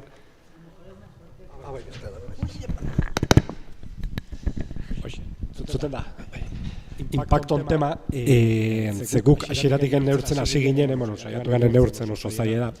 Garbi gendun, inpaktue izan nahi genuna, lehen fase baten gure proiektun bitartez izango zala, baina beste bi fase aurre ikusten genitun. Eta baina aurkitzen gara bigarren fase baten, eta hirugarrena da gure instituzioekin harremanak eta pixkata aipatu da hori, ez? Eta da, gure proiektu propio hasi ginen egiten, genekigun izango genula inpakto bat, elikadura proiektu baten ekoizletan, eta ez? Baina garbi gendun, da eraikinen erosketa oso lotuta honea idau, nahi barin bagenun, inpaktoan multiplikadora izan, edo handitu asko, esponentzialki, behar genula ez gure proiektu bakarka landu, baizik eta saren izatea. Bizioran proiektuk eta bizioran inguruntzeren ekonomia sozialeko eragile guztien proiektuk. Hau da, bigarren fasea, eta eraikin horregatik erosi deu, nahi deu denak bertan kokatzea, gure proiektuk efektu multiplikador izan dezaten, eta modu horta guain lortzen duen impacto, baina asko zaundiua lortzea, ez? Eta hirugarren fase bat aiga irudikatzen dauda denatan zaiena, eta netzati oso importantea. Eta gutxi itzeiten dena, eta inguruko instituzioekin edo daukeun harremana. Oso zaile da, gu gandik oso aldenduta daren instituzioekin harreman hona izatea, eta hauen parte hartzen duten erabakigunetan eragitea. Baina guk daukeu hasiera-hasieratik helburu bezala jarrita pixkanaka, adibidea jarriko izan. Barin badau, goierrin gure eskualden erabakigune importante bat nundaren industria, nundaren eragile publikok. Guaxera baten hasi ginen da ez genuen parte hartzen olako gunetan. Baina benetan argi gelditu zaigu, nahi bari badu impactu handia izan, pixkaneka jumarrauk olako gunetan parte hartzen, eta aldala gureana erakartzen talde horiek, ez? Eta pixkanaka hasi geha, baina jakinik oso erronka zaila dela, baina gurea bezalako proiektuk izan dezakean impactu handina hola usten dut dela.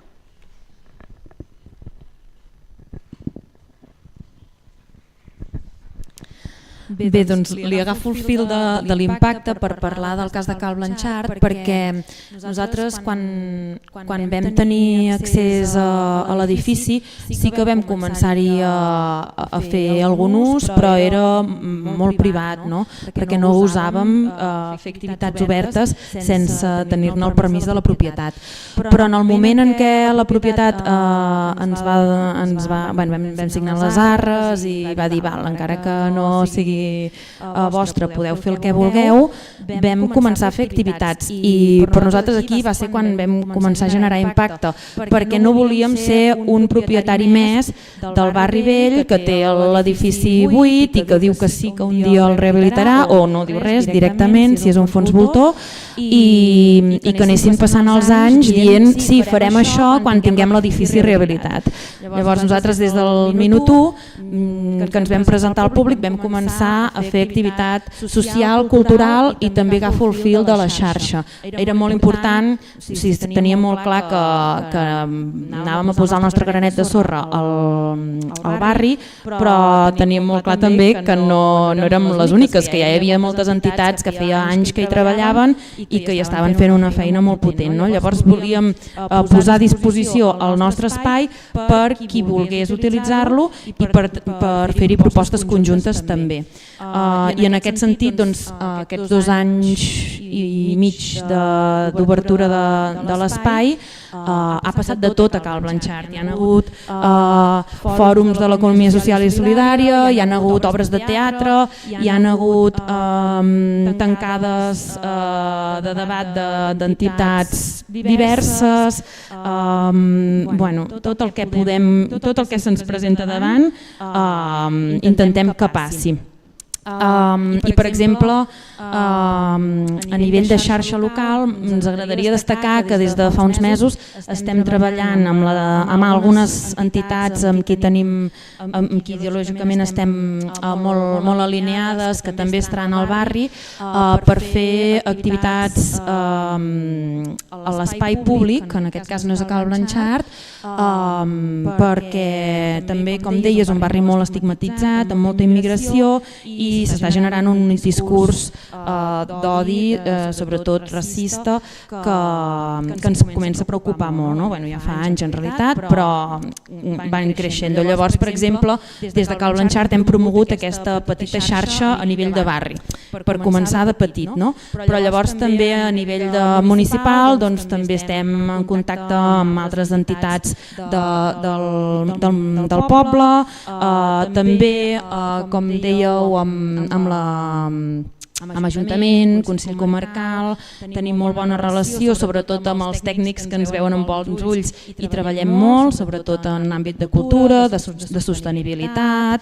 Llavors a nivell comarcal també participem a la taula d'economia social i solidària i si anem a un àmbit més intracomarcal, diguéssim, per exemple hem estat molt actives a Pirineu Viu, que és una entitat, és una plataforma que coneix diverses entitats i que aquest últim any ha estat treballant pel dret a l'habitatge i que cada any canviarà una mica l'objectiu principal, però com que el primer any ha estat per l'habitatge, també hi hem estat molt actives.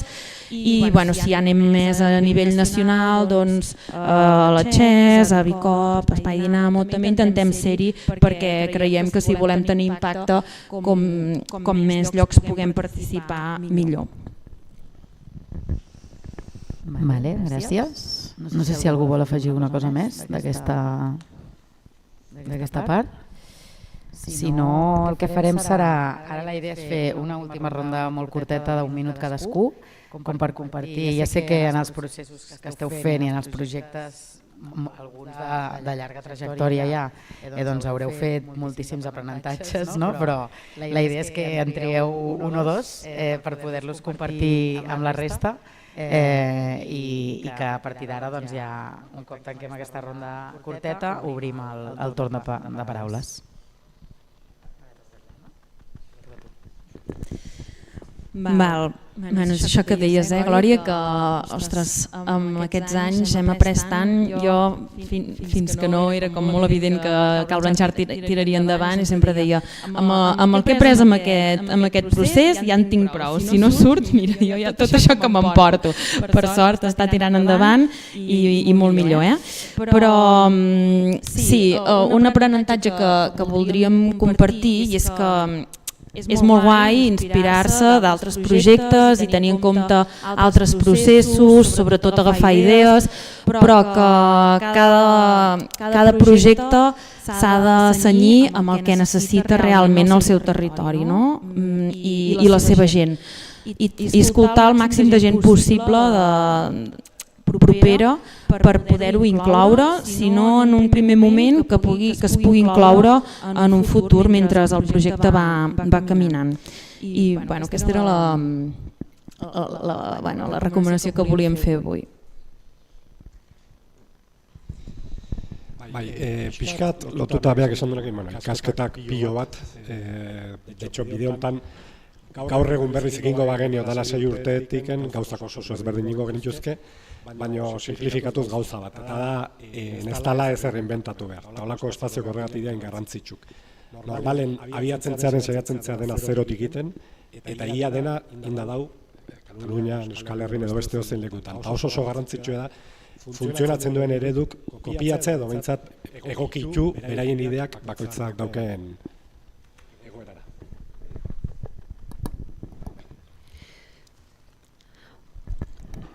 Niretzat oraingo erronkak, ez? Nola zea. Barneari begira, eta uste dut hemen gutxo gara bera belaunaldi antzeko jendea gaudela. Da, etorkizuna, nik uste momentu honetan politizazio baxuko gizarte batzutan bitzi garela, mugimendu sozial ahulekin eta antolakuntza eskaxarekin, eta etorkizuna olako proiektutarako ez dagoela oso argi, bintzat guretzat galdera bada etorkizuna. Nore etorriko denana, nola mantendu hau dena, ez dakit, oraindik asko falta zaigu jubilatzeko, baina beti horretan pentsatu behar da. Bestea da, nola ernegon inguruan dauden proiektuei, inguruan dauden gatazkei aurre egiteko. Beti nola izan errada reaktibaturik, eta ez bakarre gure egunerokotasunean eta gure lanean, baizik eta hirian gertatzen diren gauzei nola aurre egin, ez? Kasu honetan, Iruñean, esate baterako 400 pertsona daude, negu hontan 400 pertsona dira kalean lotan, uste dut Donostian gehiago daudela, ez dakiz zer, Iruñeko udalak bakarrik batzuei lo egiteko tokia eman die, baina beste hainbat, 150 baino gehiago kale gorrian egon dira negu osoan, ez? Hemen, saiatu izan gara, horri, bidetxo bat ematen, atetxo bat irekitzen ez, hemen batzuk lo egiteko bilabetetan zehar. Baina hori bukatzen da. Zein da gure inguruan gertatzen ez beste erronka bat, polizializazioarena. Geroz eta polizia gehiago dago hiri hontan, geroz eta kontrolatuago gaude, hemendik ere hori pentsatu behar dugu dudarik gabe. Ez dago askatasun posiblerik hori kontrolatu gabe. Edo arrazismoaren aurpegi berriak.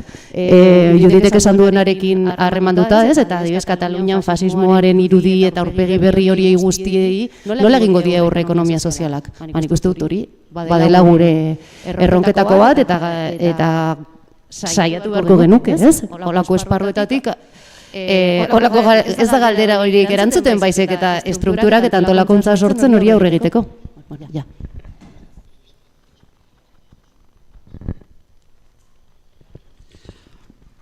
Sí, estic molt d'acord amb això que has dit i, de fet, lligat amb això, crec que en el nostre cas la vinculació dels nostres projectes a un moviment polític és essencial per garantir que aquests projectes es deuen a les estratègies de transformació social i per garantir que responen a les necessitats col·lectives i no només a les necessitats dels socis de la cooperativa. Això està una mica relacionat també amb el que dèiem abans de com garantir els valors cooperatius en el futur, en el temps, etc. I aportacions així com experiències i tal que podríem dir, sobretot relacionat amb la construcció de sols comunitaris, de Community Land Trust. Per exemple, en el nostre cas, quan se'ns va ficar sobre la taula, va aparèixer allà la Dinamo Com 57 i ens van ficar sobre la taula la idea de comprar conjuntament, nosaltres al principi era com molt recelosos del control polític del nostre projecte, feia una miqueta de fred de peus, però evidentment sols no teníem prou capacitat econòmica i per tant ho havíem de fer. I ha sigut després que hem entès que la creació de CLTs i d'altres entitats que mantinguin el sòl ja no és tan important pels diners, que també, sinó pel manteniment, per la garantia, pel fideïcomís, per la garantia de tindre el control d'aquestes propietats a llarg terminis, perquè al final a Valls algun dia ens podem tornar bojos, però difícilment ens tornarem, serà al mateix temps que la Dinamo i que el COP 57, i el que també pot passar és que algun dia a Valls s'acabi el moviment polític i per tant haurà de baixar la Dinamo a evangelitzar a qui sigui que hi hagi allà. Per tant, això és com molt important aquest aspecte, i ara estem pensant molt en el nostre cas si hem de constituir un CLT, un sòl comunitari propi local, o hem d'agregar-nos amb aquest que estan pensant COP 57 i la Dinamo, o si ha de ser una cosa mancomunada. Estem en aquests debats, però aquest element és molt important. Al final, projectes locals sense una vinculació orgànica més àmplia són febles. I per altra banda també un altre aprenentatge és que és molt important explorar les capacitats i els recursos propis. Per exemple, en el nostre cas, quan acabem les obres necessitem fer una ampliació de títols. Vam fer una missió de títols participatius perquè teníem problemes de tresoreria i vam aconseguir més de 300.000 euros de títols participatius, per tant de préstecs personals de la gent del nostre entorn. Això, fins que no ho explores, no ets conscient que ets capaç de generar això. Moltes gràcies. Moltes gràcies perquè més totes i tots us heu cenyit el temps molt bé. Si us sembla, si us sembla obrim uns minuts de paraula oberta. Si alguna de vosaltres vol compartir alguna idea, alguna reflexió, comentar alguna cosa del que s'ha dit o fer alguna pregunta a algun dels projectes, ara és el moment.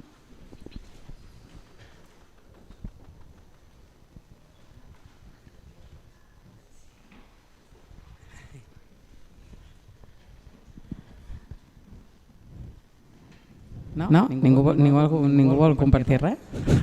Ja us ha quedat tot clar, no? Ja, és que és una bona estona. Si ningú vol compartir res, com que la idea era poder tirar el temps una mica cap aquí per acabar un palet abans, doncs comencem l'espai de la pausa. I què fem? 15 minuts de pausa? Fem 15 minuts de pausa i reprenem amb la taula de Sol Rural. Gràcies.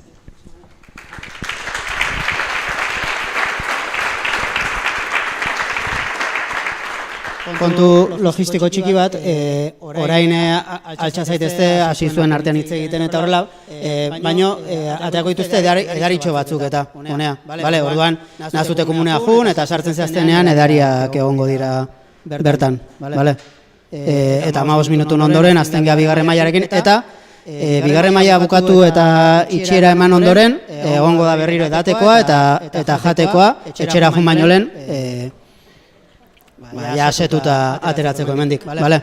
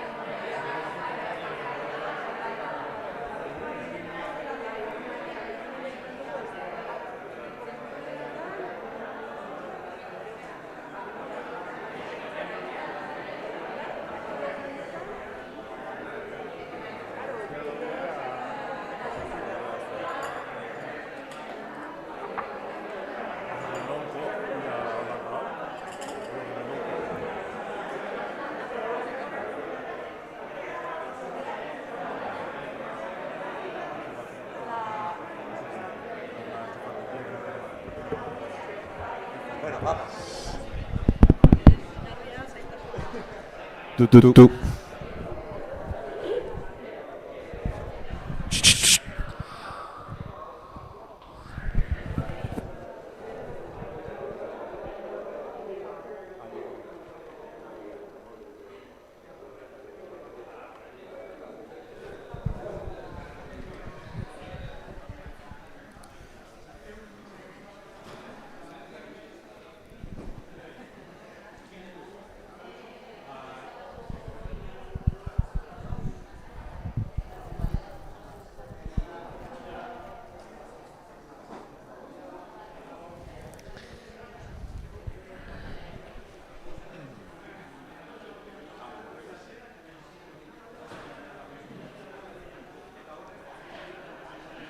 Ba. Ready? Prest? Ez uste piztuta hola. Ditugu, bai ez? Vale. Ba.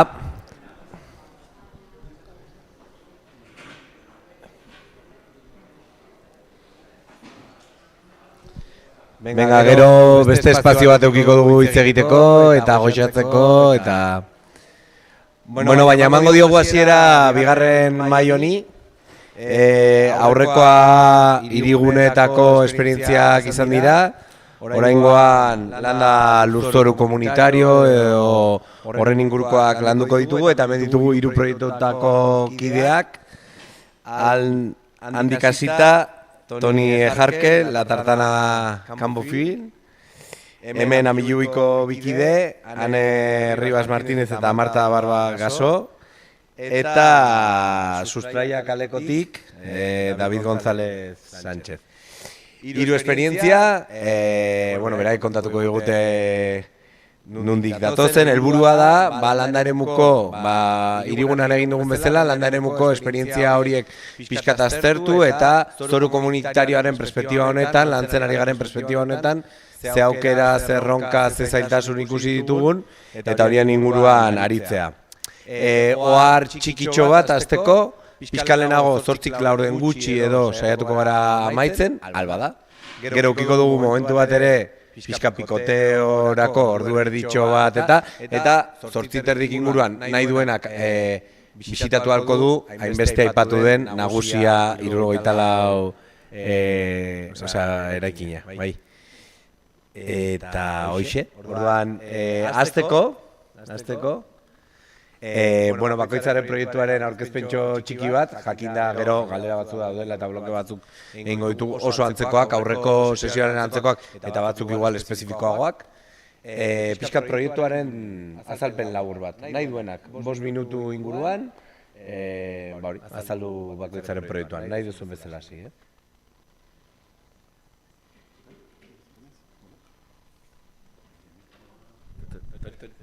Eskerrik asko. Mila esker, gonbidapen hau luzatzeagatik, David González, Sustraia Kooperatibatik, eta gaur hitz egingo dugu Aleko proiektuaren inguruan. Aleko proiektuarekin saiatzen ari gara martxan jartzen elikadura sistema lurralderatu bat. Asuntoa da, orain dela urte batzuk, Gasteizko Udalak argitaratuzun ikerketa bat, eta ikerketa horretan agertzen zen datu beldurgarri bat, bakarrik hirian jaten ditugun elikagaietik bakarrik 1% sortzen da Araban, eta bestea ekartzen ditugu sistemas globales mundiales, eta gero beste aldetik ere ikusten zen 5-6 urte barru lehenengo sektoraren 40% erretiro hartuko duela, ez? Orduan, lehenengo sektorean daukagun egoera nahiko kezkagarria da, eta horren kontra planteatzeko proiekturen bat, CEAC, Centro de Estudios Ambientales, Gasteizko Udalaren menpe dagoen departamentu bat, lantalde bat sortu zuen, horrela orain dela 4 urte edo, eta han parte hartu genuen, Sustraia Kooperatiba, ere Amaterra, nekazaritzako testguneak bultzatzen duen erakunde bat, Eraman Kooperatiba, Copcycle, Soilik, astuko ditut, gero Neiker bazkide teknologiko moduan, eta Arabako Foru Aldundiak ere parte hartzen du, baina paper txiki batekin. Orduan, live deialdi batean aurkeztu genuen proposamen bat, eta ez genuen espero, baina atera zen proiektua aurrera. Eta orain dela 2 urte eta erdi, ziginen zirkuito laburreko proiektu bat hiriaren inguruan martxan jartzen. Gasteiz nahiko ezaguna da Eraztun Berdeagatik, gure proposamena da, lehenengo pausuak ematen, elikadura sistema lurralderatu da, hiria hornitzeko elikadurekin, ez? Zirkuito martxan jartzeko, 3 zutabetan oinarritzen da. Lehenengo zutabea da ekoizpena, bigarrena da logistika eta banaketa sistemak, eta 3. da kontsumoa. Lehenengo zutabe honetan ekoizpena, hau bultzatzeko, martxan jarri dugu nekazaritza testgune bat. Nekazaritza testa da espazio bat protoekintzailetza bultzatzen duena, eta hau martxan jartzeko 2 kokapen ezberdin ditugu. Lehenengoa da hiriaren iparraldean bada zonalde bat dela basaldea, da udaletxeko espazio batez ere bultzatzeko hortugintza biointensiboa, eta gero hiriaren hegoaldean beste espazio bat Monasterio Gurenen, Monasterio Guren da entitate txiki bat Gasteizko udalari lotuta, eta han gure sustraia kooperatibatik nekazari baten erreleboa hartu genuen, nekazari honek 20 hektarea alokatzen digu, eta 20 hektarea honetan egiten duguna da hortugintza extensibos de secano, frutagintza, abiltzantza baina diversifikatua, eta gero ere silvopastoreoa. Orduan, nekazaritza test honetan egiten duguna da 3 fase ezberdin. Lehenengo fasea da formakuntza prozesu bat, pasaben urtean hasi ginen, lehenengo belaunaldiarekin, eta 16 pertsona sartu ziren nekazaritza test honetan, eta gure partetik, ezaugarri ezberdin batzuk jarri ditugu gure nekazaritza espazio honetan, eta batez ere da, pentsatzen dugula da, gure hipotesia da, proiektu diversifikatuak, agroekologikoak noski, proiektu diversifikatuak eta herramienta regeneratibo batzuekin, eta hori era kolektiboan bultzatzen baldin badugu, pentsatzen dugu alde ekonomiko batetik eta ingurune eta sozialki ere bideragarritasuna igotzen dela pila bat. Orduan, planteatzen dugu 1000 orduko ikastaro bat, nun 6 agroekosistema ezberdin hauetatik pasatzen dituztela ikasle guztiak, eta ere ikuspuntua da ekonomia sozialetara aldatzailea, pixkat kooperatismoa bultzatzeko proiektuaren baitan edo formakuntzan. Fase hau bukatzen dutenean, bigarren fase batera sartzen dira. Lehenengo fasean hori bukatzeko aurkeztu behar dute plangintza ekonomiko bat, eta han eredu ezberdinak martxan jartzen dituzte. Lehenengoa badibidez bakarka nahi egin duenarentzat bidea badao, baina guk bultzatzen duguna da, batez ere da sartze kolektiboa lehenengo sektorean, eredu kooperatibo eta diversifikatu baten. Bigarren fase honetan urte osokoa da, eta fase honetan egin behar dute batez ere da testa, euren eredu ekonomikoa edo ekoizpen eredua testatu, eta urte honetan gure partetik ikaslei ematen diegu asesoritza eta jarraipen bat, zalantza guztiak pizkat argitzen, eta ja bigarren fasea bukatzen denean, 3. fase bateran sartzen dira, eta ja da sektorearen inkorporazioa, baina era profesional batean, gaztenek diru laguntzak eta hortikan bideratzen. Gero, bigarren zutabea da logistika, batez ere hori eraman kooperatibarekin egitea ziklo-logistika bat eta azoka digital baten moduan, eta 3. da hori kontsumoa, eta batez ere hori hemen egiten duguna da erosketa publikoa eta arduratsua bultzatzen, pizkaz pentsatzen dugulako hau izan daitekela traktore bat lehenengo sektoreari sartzen ari diren gazteentzat bultzada handi bat emateko. Eta gero nik uste dut hori, galderetan egongo dela, sartuko dela lurraren kudeaketa, momentua denborarik ez dagoela. Ni ane naiz, eta Amilluitikan bi etorri gara, orduan aurkezpena egingo dugu, galderak erantzungo ditugu bion artean. Lehenik esatea, Amillubi dela Biolur elkartearen proiektu bat. Biolur da nekazaritza eta abeltzantza ekologikoa bultzatzeko sortu zen elkarte bat, dela 32 urte. Eta, guk beti esaten dugu, garai hartan, zegoen administraziotik bultzatzen zen ekoizpen eredu industrialago bat, orduan, Gipuzkoan baserritar batzuk batu zian, eta, Europara begiratuta, erabaki zauten alternatiba bat sortzea. Orduan, sortzen dute elkarte hau, Biolur. Hasieratik erabakitzen dute elkartea babestu behar dutela, ez bakarrik, ez da ezin dela egon bakarrik baserritarrez osatuta, baizik eta herritarrak bebai babestu behar dutela elkartea, eta ez dago osatuta ekoizle, base herritar eta eragile ezberdinegaz.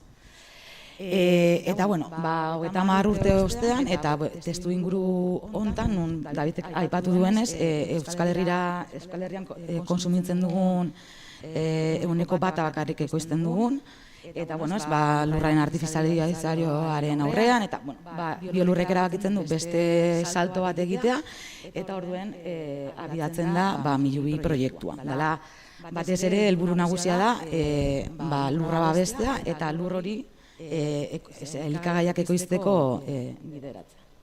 Orain igual Marta egingo du, azkenengo urtean, aurkeztu eta horren arteko ibilbidea azaldu. Bai, igual aurreko mailan ustot bi kasutan atera da ere proiektua bilatu baino proiektua etorri zela, eta hau ere gurean pixkat hola izan zen da, bueno, kuriositatea, piztuit pentsatzea gertatzen dela batzutan, ez? Toki bat zure bila datorrela. Eta askotan galdetzen digute zergatik Milubi, ez? Erreleboaren falta ere gai atera da, eta guri ere egin digute galdera, ez? Eta, bueno, aparte, etxe bat eta baserri eta lurrak saldu nahi ziren da bermatzeko horiek, ez, agroekologiarako erabiliko zirela, hortaz gain, ondoan baditulako beste 25-26 hektarea lur nahiko onak nekazaritzari begira, eta badagoa, aurrera begira, horri begira ere presionatzeko lur publikoak direlako, eta gaur egun batez ere belarra egiteko erabiltzen dira, ez, orduan hortik ere tortzen da aukera hau, ez? Eta zer egin dugu hau martxa jartzen zenetik, hasi ziren, ni hasieran nintzen egon, hasi ziren nolabait erdi itzalean, ez, edo atzeko lan egiten, eta ja 2023ko abenduan publiko egin zen proiektua, eta erronka handiena lehenengoa izan zen dirua biltzea, ez, ordaindu ahal izateko. Argi zegoen berez ez genuela nahi zorpetzea, eta hor sortea gontzen ere, familiakin saldu nahi zuenarekin adostu ahal izan zela epeka ordaintzea. Horrek albidetzen zuen ordaintzea dirudana bildu baino lehenago. Martxan jartzeko biolurren barruan proiektua sortu zen ATE deitzen duguna, Milubiko talde eragilea, eta hortik dinamizatzen da proiektuain handi baten, eta horren baitan ere 3 azpitalde egonkor ditugu, 4., 5. bat beharrezkoa denean, komunikazio eta sorkuntza lantzen duena, harremanak eta ekonomia lantzen duena, eta nolabait lur lanak eta proiektu zehatzagoak lantzen ditunak. Eta hortik, lehenengo urtean batez ere egin zan lana dirua biltzeko, moduz berdinetan, gero igual gehiago zehaztuko dugu. Hortan jarraitzen dugu, asmoa da 2025-2026 etxea erosteko dirudena biltzen bukatzen dugun, eta bitartean ere, biolurrek erosi ditu lur batzuk, eta oraindik ez dago definituta epeluzeko ze proiektu joango den, helburu nagusia zen lurroiek babestea, baina bitartean lurroiek martxan nahi ditugu, eta orduan egin duguna izan da biolur elkartean dauden interes behar ezberdinei erantzuteari begira martxan jartzea. Adibidez orain dago sail bat gariarekin, biolurreko okinek probaiteko bariedade bat, nasketa bat nola erantzuten duen, porlandara egin zenia eta ari gara urten, Gipuzkoan gabezia handia dago landare ekologikoari dagokenez eta porruakin bereziki, orduan porrua landareako izten dugu, aleka elkartearentzat, hasiak ekoizten ditu alekak, hasi batzuk ere ekoizten ari gara, eta bitartean ere lurra hobetzen, zeiaz ikusi genuen gabezi desente zitula, ura metatzen zela, orduan, behintzat martxan jartzea eta eremu hori ezagutzea. Urte honetan ere, gora berak euki ditugu, indar asko jarri zen 23-24an diru bilketa hortan, lehenengo jai bat egin zen gizarteratzeko proiektua, jendea bilubira eramateko, baina desgazte handia ere bai. Eta parre lanketak ere egin ditugu, eta niri beti gustatzen zait azpimarratzea proiektu hauetan ere denbora eskeni behartzaiola antolakuntzari eta pixkat barrutik etxea ordenatzeari. Eta horrekin lotuta esatea, 12-13 kide gaudela taldera gilean, han eta biok lanaldi erdian bakoitza liberatuta proiekturako, biolurreko beste 2 langile, beste lan batzutan daude biolurren, baina Milubin daude, eta beste kideak militantziaz daude, eta batzuk dira nekazariak, beste batzuk nekazaritzan soldatapean eta beraz ordute finko batekin lan egiten dute, beste batzuk beste eremu batzutan, orduan, kolektiboare anitza da, ordutegiak bateratzea saia da, adin ezberdintasun handia dago, batzuk gurasoak dira, beste batzuk ez, orduan, hori. Eta aurrera begira, helburua da urten dirua biltzen bukatzea, eta jartzea aurrengo urte erdian, definitzen lantzen ze proiektu nahi dugun gauzatzea Amilubin. Eta hori nahi dugu egin, ez bakarrik Amilubiko talderagiletik, ez bakarrik Biolurretik, baizik eta sektore zabal baten eskutik joan da.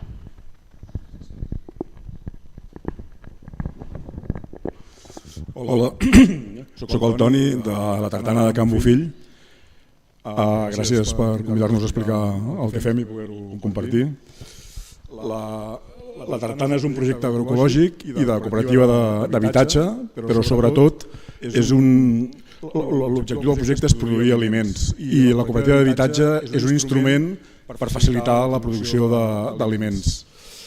És una finca que té 50 hectàrees i està dins un parc natural, el Parc Natural de Collserola, 35 de les quals són bosc, hi ha unes 10 hectàrees més o menys que són horts en precari que porten 40-50 anys en funcionament i que el parc els vol fotre fora i nosaltres volem que es mantinguin, potser regulant l'activitat. I d'espai agrícola en condicions actuals hi ha unes 5 hectàrees, 2,5 preparades i 2,5 que necessitarien inversió. O sigui, agrícolament és una finca petita tot i la superfície. És un projecte rural en un entorn urbà. Tenim 3,5 milions de persones al voltant del parc natural. O sigui, hi ha molta pressió demogràfica i molta urbanística i molta pressió de visitants en el parc que influeix bastant en les activitats en el dia a dia, generant moltes vegades conflicte. El 2018 la finca es posa a la venda. Nosaltres portàvem 15 anys allà amb un projecte agrícola que es diu La Paca, que és una MAP.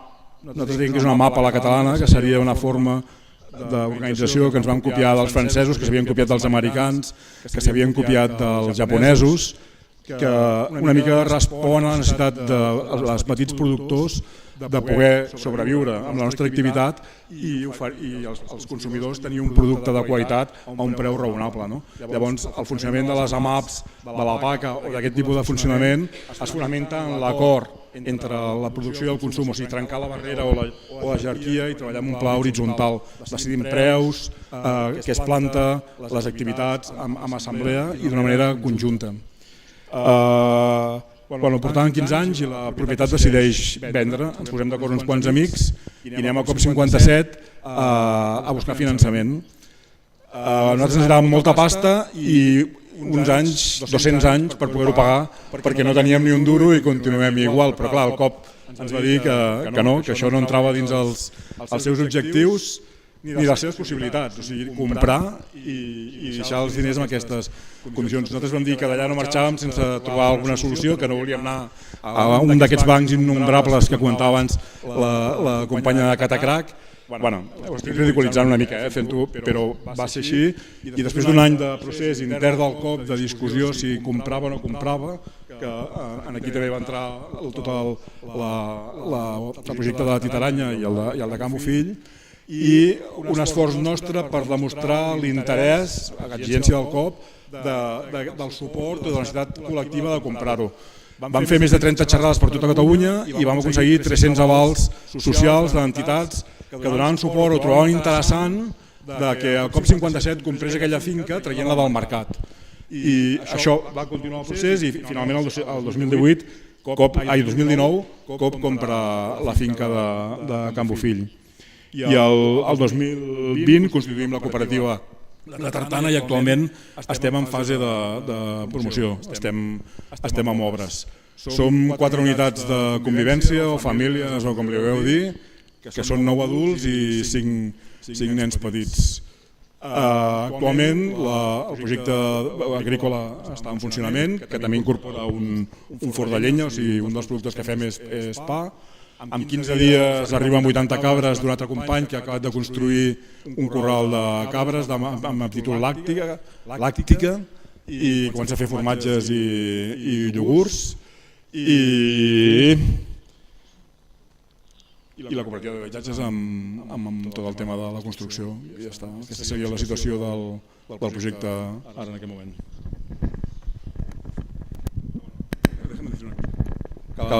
La PACA són 80 famílies que s'alimenten del que produïm, però no només això, sinó que participen activament en la gestió de la finca. Fins ara, la finca en l'estat anterior de la compra del COP només disposàvem de 7 hectàrees i una part de la casa. És un contracte molt habitual a Catalunya, que és de masoveria, que és una renda de les terres i en contraprestació hi ha el dret d'utilitzar una casa accessòria o una part de la masia principal. La masia seria el caserío. Nosaltres estàvem en aquesta situació. O sigui, la compra de Can Bofill ens comporta gestionar tota la casa, que són uns 1.000 metres quadrats, i 50 hectàrees de terreny. Bueno, eskerrik asko. Orain, bi bloke egingo ditugu, aurreko egin duten bezala, eta lehenengoa komuna nola eraiki edo eraikitzeko prozesua eta bere ganatzea edo zuen ganatzearen blokea da, galera piloa dira, baina ez hartu nahi dezuen aria, eta bai, bi bloke, azpi bloke ditugola, lehenengoa da pixkat kontakizunaren inguruan, ze kontakizun ez, egin behar duzuek, bezalako proiektuek, jendea bere ganatzeko komunitatea eraikitzeko, komunitatea sortzeko, aipatu dituzu, ja zuen bideak zein izan diren, baina arrakasta batzuk edo ere igual identifikatu dituzu zuen proiektuetan, hau da, nola lortu duzu ere, interesgarria da entzutea, segurazki besteok ere ikasteko. Eta bestea pixka gehiago da, erosketaren prozesuan, aipatu dituzuen erronkak daude, baina zein izan diren aurkitu dituzuen oztopo nagusiak, arazoak eta etorkizuneko erronkai nola heldu nahi diozuen, orain arte bide bat egin dezue, bakoitza berea, eta konkretuki zuen alorrean ere, arlo agroekologikoan ari zaretela gehienok, eta ikusita espekulazioak ere nola heltzen dion eremu honi, ze berezitasun ikusten duzue zuen alorretik, zoruaren eskuratze prozesu kolektibo hauetan. Gure kasuan igual azalduko ez pixka bat, zelan kudeatzen dugun lurra. Lehen aipatu dudan moduan, bada osati bat, relebo batetik etortzen dela, eta kasu honetan direla 20 hektarea erretiro hartu zuen nekazari batetik, eta gero beste aldetik ere, alokairuan, guk kooperatiba moduan alokairuan ditugu lur hauek, eta gero beste aldetik ere, monasterio gurenen bertan existitzen da oraindikan kontsejua, junta administratiba. Eta junta administratiba honetan badituzte oraindikan lur komunal batzuk, baso komunala, eta kasu honetan dira 40 hektarea. Ordun batean hiriko kontsejua etorri zen gugana pixkat guri eskaintzeko lur komunal hauek. Eta momentu honetan kudeatzen ditugu 80 hektarea hauek, eta gero beste alde batetik ere Gasteizko udalak ere baditu hainbat montes de utilidad pública, lehen komunalak izan ziren lurrak edo basoak, denboraren zehar udaletxearen menpe erori direnak, eta bestaldetik hori, eskatu genuen beste 80 hektarea, eta momentu honetan denon artean kudeatzen ditugu 100 hektarea. Azpimarratu egin behar da, gu Gasteizen hegoaldean gaudela, eta horiek direla Montes de Vitoria, eta da lur zail edo baso erraldoi bat, direla 14.000 hektarea, eta guztiak daude utzita. Gehienak dira bai komunalak edo bestela Montes de Utilidad Pública, baina ez dago inor, ez dago abeltzainik, ez dago animalirik, ez dago ezer, ez dago kudeaketarik, eta Gasteizko entitate txikiak, junta komunalak eta kontsejoak eta bar, kriston kezka daukatela, hori, zuteak direla eta, hain utzita dagoela basoa, kezka hori badago. Orduan gure partetik bada hausnarketa bat, alde batekit, zelan finkatzen dugu nekazaritza testa, esan nahi dut, nekazaritza testa 20 hektarea horietan finkatzen da, eta momentuz alokairu batean gaude, baina gure asmoan da planteatzea zerbait kolektiboki lur hauek berreskuratzeko, eta gu planteatzen duguna sortzea zerbait publiko komunitario kasu honetan, ez? Ditugula lur batzuk pribatuak direnak, baina beste batzuk ere komunitarioak, bai kontzejuan edo Montes Utilidad Publika. Orduan gure kasuan, pentsatzen dugu interesgarria izan daitekela, erabiltzea, Menorkan erabili edo martxan jarri izan duten figura bat gustatzen zaiguna direla kustodia agraria. Eta, hortan gauda, buelta batzuk ematen, zenolako figurak hautatu ditzakegu, pixkat, babesteko lur hauek, eta batez ere, gurean edo sektorean dauden pertsona gazteei, lur banko publiko komunitario bat sortzeko, eta horrela bideratzeko jende gazteai, aukera bat lur horiek erabiltzeko.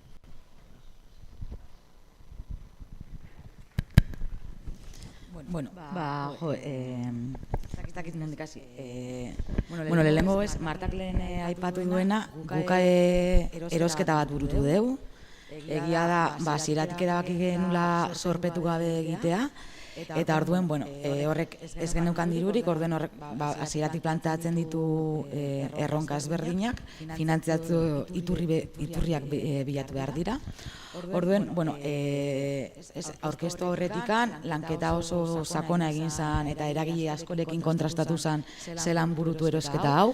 Eta horre niak horratzen naz, lehenengo bileretako baten ez, argiarekin eta jone eta kopekoak eusen. Eta karo, gu hori ez, gu ez genuen nahi sorpetzea. Orduen, plantatu ziguten aukera bat zegoela, igual COP57 fundazioarekin crowdfunding kanpaina bat abiatzea, eta egin genuen. Hortarako, gainera ez dakitez, fundazioaren dako bebai lehenengo aldiz eskatzen zanein beste diru, 50.000 euro eskatu genituen kanpaina hartan, eta hortarako, beste galdera multuari lotuta oso importantea izan zen errelato hon bat eraikitzea, ez? Errelato hori eraikitzean argi geneukan, ilusioarekin, baina herritarrei interpretatu behar zitzaiola, nekazariaren edo baserritarren arazoa ez dela bakarrik sektorearena, baizik eta gizarte osoarena, azkenean egunero elikatzen gara, eta eskubide bat da, ez dakit lehen Jonek uste bebai aipatu duela, etxe bizitza eskubide bat da, elikatzea bebai. Eta orduen, egia esan, asmatu gen, gaineratu genituen sektoreak zituen zailtasunak, erronkak, arazoak, eta atxikimendu oso handia lortu gen kanpaina honen bitartez.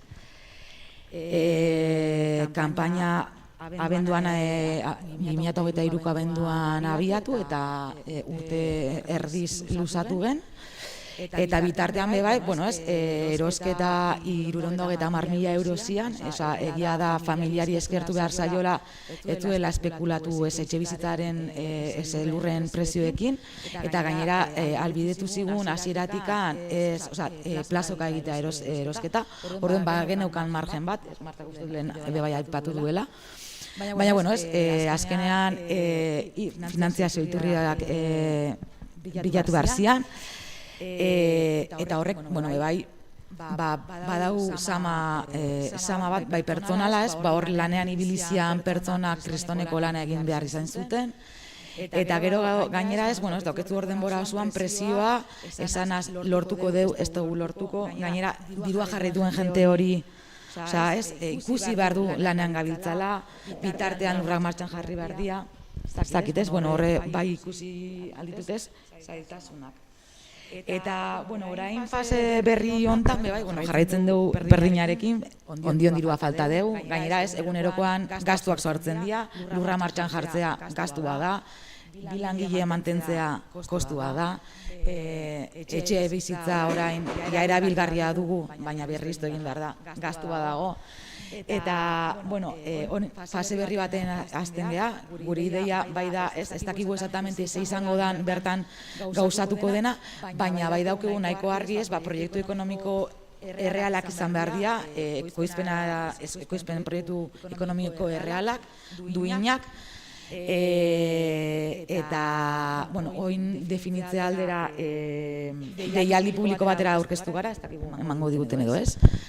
Baina, bueno, lanketa bat abiatuko dugu orain posible bada irailean, ez badigute dirua ematen aurrerago abiatuko dugu, baina, bueno, hor bai bageneukan ideia ez, zabaltzea, ez bakarrik sektoreko eragilei, baizik eta beste militantzia batzun jarduten jendeari, ez bazkenean, lehen entzun ditugu beste esperientzia batzuk, eta interesantea litzateke.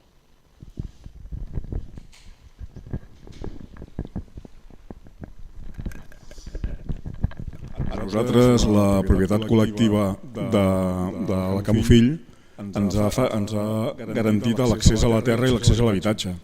I l'accés a la terra d'una manera...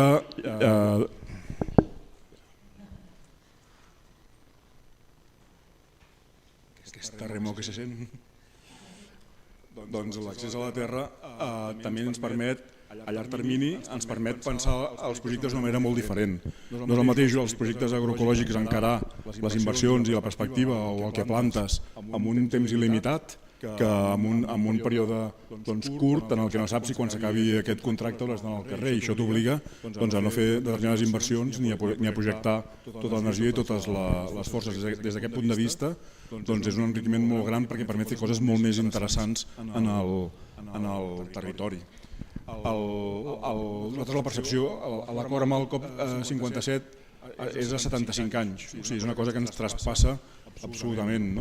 I la sensació que tenim o com ens hem posat és que estem fent un equipament. Nosaltres el comencem, és com si fessin les parets d'un ambulatori i ara hi ha 4 especialistes, però canvien les necessitats mèdiques i d'aquí 30 anys es manté l'edifici i es fa la distribució interior i n'hi ha 7 especialitats perquè hi ha 2 o 3 coses que s'han d'atendre perquè és una necessitat social. Una mica és aquesta idea, no? O sigui, no fer res que comprometi a llarg termini, és impossible de pretendre-ho, i tot el que fem, que després vindrà altra gent que ho anirà enriquint o transformant, o per exemple nosaltres ja estem en un procés de transformació per les condicions ambientals. O sigui, fèiem una hectàrea i pico d'horta i ara amb prou feines en fem un quart i hem hagut de fer camps a fora de Can Bofill. Això ens obliga a marxar? No. O sigui, ens porta a mirar quin tipus d'activitat podem fer amb les condicions que tenim. Si estiguéssim de lloguer hauríem marxat, perquè el vincle és molt diferent. O sigui, ara el repte és què fem en aquest lloc amb les condicions en què ja es poden fer moltes coses, però no el que fèiem. I això ho dona. Que la propietat civil col·lectiva ens dona molta tranquil·litat. És una cosa que ens posa les piles a l'hora de projectar tot el que fem. I que estigui al COP57 en el conveni ens dona molta tranquil·litat en el sentit dels objectius pels que estem fent tota aquesta moguda, en certa manera queden garantits temporalment, perquè tampoc se sap mai què passarà d'aquí 40 anys quan la gent del COP, d'aquí 20, quan la gent del COP sigui una altra o puguin canviar la conjuntura social, però sí que dona un cert bloqueig que pugui venir altra gent amb altres idees a fer coses, dona una continuïtat d'objectius en aquest espai. Per tant, la propietat col·lectiva en aquest sentit només ens aporta coses bones. I m'avanço a una cosa que has dit després, també voldria dir una de les dificultats més grans que ens hem trobat i més interessants amb tota la discussió amb el COP57 és reconèixer l'especificitat dels projectes agroecològics amb el sòl comunitari. Per exemple, a Can Bofill, la cooperativa d'habitatge, si estigués en línia recta 1,5 quilòmetres dins del poble, el mateix projecte, o sigui, les 4 unitats de convivència, els que som ara 5 nens, amb el plantejament, tindríem l'edifici i la cooperativa s'acabaria a la paret exterior de l'edifici. Aquí no passa perquè hi ha un altre edifici que també pot formar part, però aquí.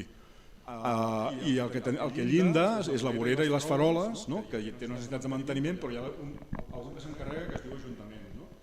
En el nostre cas, les parets del nostre edifici tenen 50 hectàrees al voltant Perdó. El nostre edifici té 50 hectàrees de terreny al voltant que no se n'encarrega ningú. Tenim nosaltres l'obligació.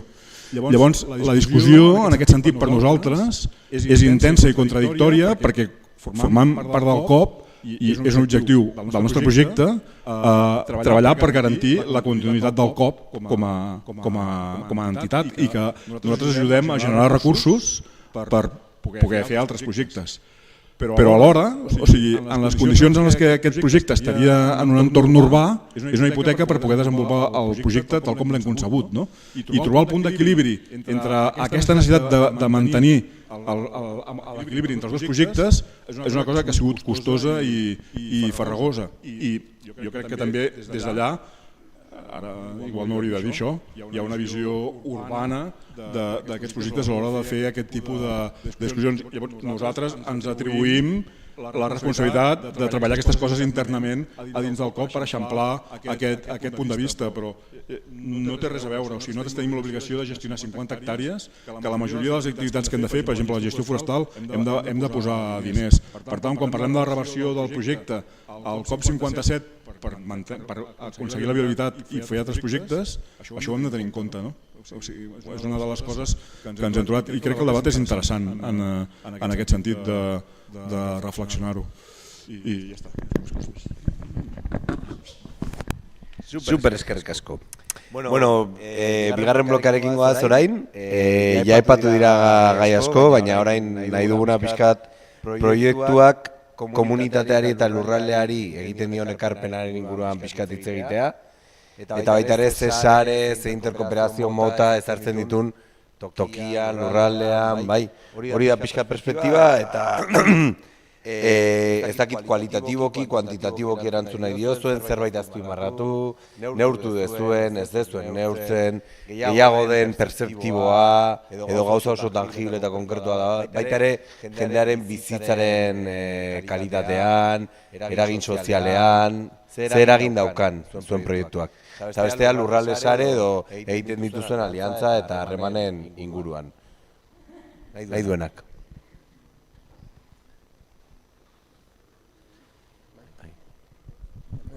Gure kasuan, gure proiektua oso gaztea da momentuz, orduan.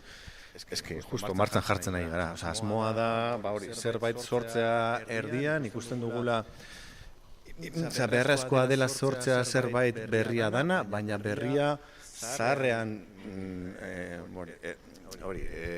hartuta, ez?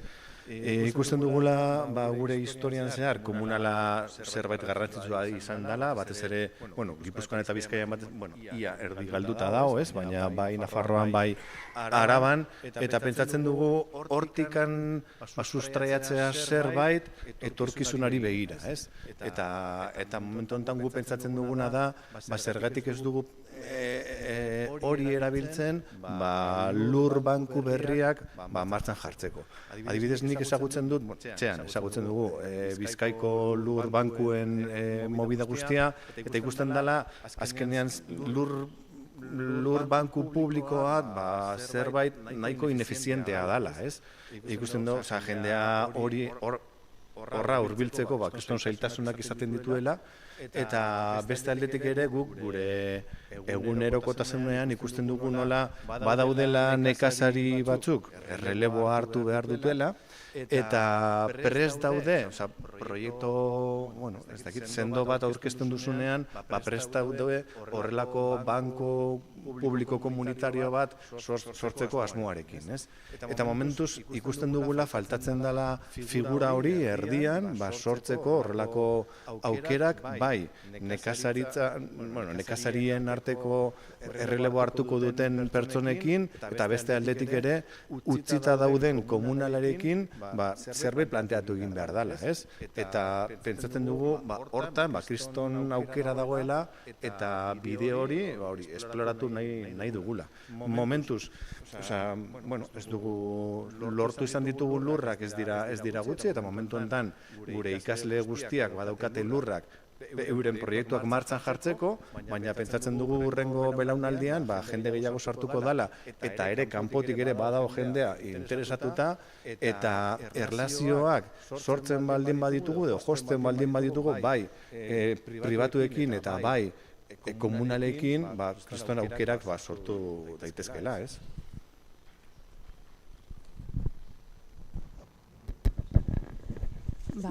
Amilubin, niri ateatzen zait galdera hau aurrekoakin erabat lotzea, ez dakiten gure egituran sozioekonomia talde da hola, edo, ez lantzen dugu, baina gero dau sorkuntza eta komunikazioa, baina pixkat helburu nagusia izan da dirua biltzea, estrategiare izan da, ezin dira bereiz eta harremanak ez ditugu bakarrik egin dirua biltzeko, baina bidean oso lotuta egon dira, bi arlo hauek, eta nik igual azpimarratuko nuke ez, dirua biltzeko bidean ere oso garrantzitsua izan dela diversifikazioa eta hortik datoz ere gure sare edo aliantza ezberdinak, tartean ere publikoak eta igual aipatzearen hor gertuko udal batzukin bai harreman egonkorragoa dugula, baina guretzat Gipuzkoako Foru Aldundia etengabeko muga bada, pixkat zare horietan ere erakunde publikoa, segun zein dabilen, ze gertutasun dagoen, aukera gehiago daude.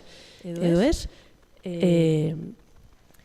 eta igual batez ere ez, egin den diru bilketa herritarrari begira, bai crowdfunding eta bai beste ekimen batzukin, zekarpen egin du, hanek esan duenaren hildotik etortzen zitzaigun ilusioa piztea edo egia da Milubi dela espazio bat niretzat oso berezia, izena berare zerbait du, eta sortzea espazio bat, ilusioa pizten duna, inditugu bi udaberriko jaia giro berezi goixo bat sortzen da, ez iluntzerako bukatzen da, hori bada egin dugun uste dugu karpen bat, eta horrekin lotutare, biolur, ez baldin bada, herritar, ekoizle eta eragile batzun elkartea, batez ere lan egin du ez, ekoizlei begira egin handi baten, baita ere kontsumoari begira eta sentsibilizazioari begira, baina Milubik bai irekitzen du askoz gehiago atea herritarrei, ez? Eta hor bai ikusi dugu jende asko hiritik edo feminismotik ere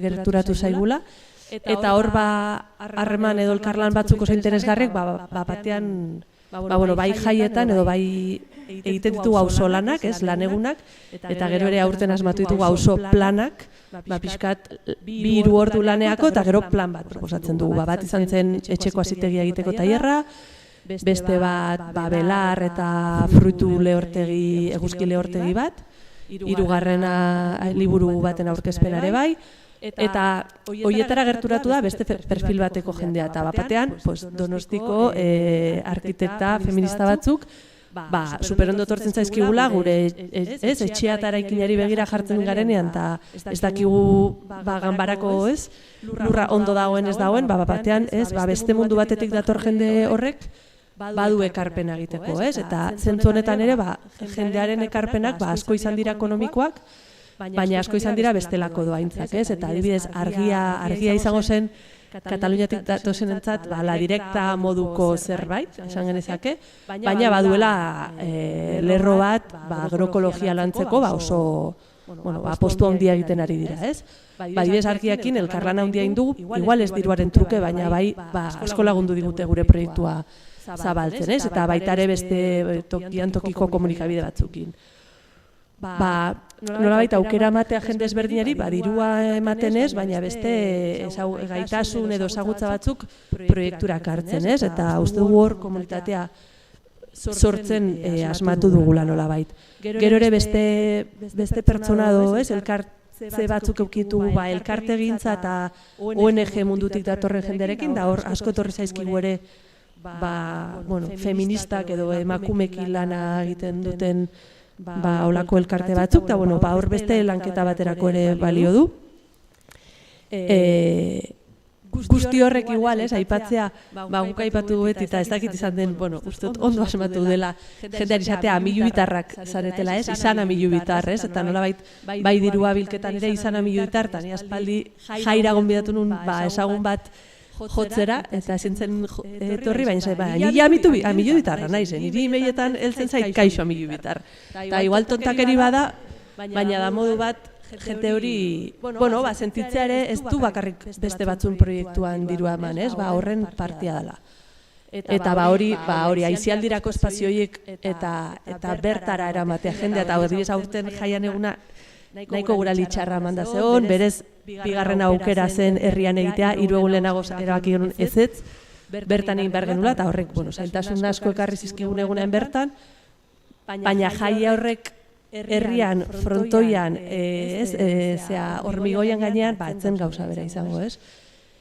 Eta azken puntu bat, hau dana, elementu hauek eraman gaituzte asko horren beste nekazaritzatik ez datozen pertsonen gana, eta agian estrategia hauekin ez dugu horren beste lortu nekazariak edo biolurkideak diren hoien gana, ez? Eta horiek gehiago etorri dira auzo planak lan aurreratzen dugu, baina lasaiago, eta beti kafea ateratzen dugu, eta gero ez ditugu horren beste zabaltzen lanerako auzo lanak. Eta horietara igual etortzen dira gehiago biolurreko kideak, ez? Aurten jaian ere 2 mahai inguru egin genitun, bat proiektu kolektiboen inguruan eta beste bat erreleboari buruz, mahai ingurutara etorri ziren gehiago biolurreko kideak nekazariak, eta adibidez jairako, bai elikagai asko, baskaria egiteko eta edari asko, ekoizlek emandako produktuak dira, ez? Orduan, ez da zerbait hola diseinatuta, baizik eta ez goaz egiten eta goaz ikusten da bai erronka igual, jende ezberdinen gana heltze hortan, ikusten dugu ekimen batzukin gehiago sektore baten gana heltzen garela, eta beste batzukin, igual beste batzuen gana, ez? Eta beti nahi duzu gehiago, eta ordu ez gara heldu hoien gara, ez dugu lortu ez dakizentzuk etortzea, ez? Baina, uste dut, hor ere dibertsifikazio askotan asko ematen du, ez? Eta ikusten da, ekimen ezberdinen bidez, jende ezberdin bat ikutzen dugu, edo eta gero ingurunean ere, badaude ja pertsona finko batzuk, ez? Auzo lanetara datozenak, edo eta hori ere polita da.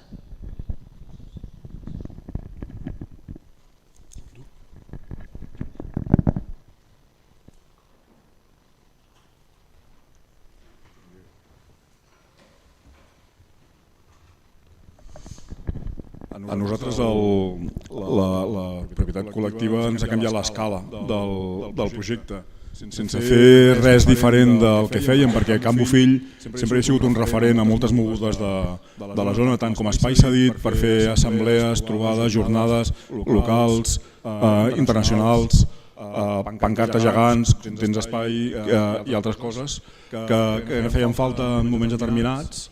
El fet de garantir, o sigui, el canvi d'escala t'obliga també a no d'una manera passiva saber a la gent que socialment et relaciones, que té allà un espai que pot servir quan vulgui, sinó a canviar el xip, a dir, aquest espai s'ha d'amortitzar el seu ús. Hem de fer un esforç actiu en aquest sentit per generar més dinàmica. No sé si m'explico. Passar d'una manera passiva, que vas fent amb el teu dia a dia i les teves històries, d'una manera activa. Jo crec que aquí hi ha el compromís, també ens obliga a aquests projectes a fer un esforç important perquè pugui ser útil per molta altra gent que gira i que d'una manera natural igual li costaria més aproximar-se o organitzar coses a nivell de formació cultural d'esbarjo, com una mica es parlava aquí, com feu vosaltres, que la fas més informal i que t'obliga més. Jo crec que aquesta és una obligació.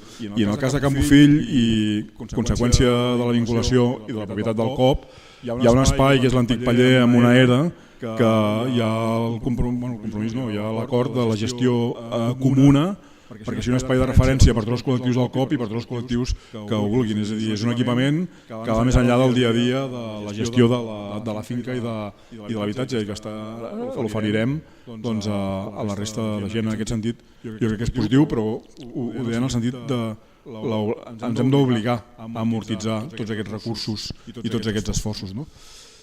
També volia dir que nosaltres estàvem vivint 3 persones, que érem la meva parella i el meu fill, amb el projecte agrícola, i de cop i volta veus com actua el capitalisme. És a dir, arriben un dia els nets del propietari, que teníem l'acord i molt bon rotllo, amb els fills era així, i arriben els nets i ens diuen que s'ho venen.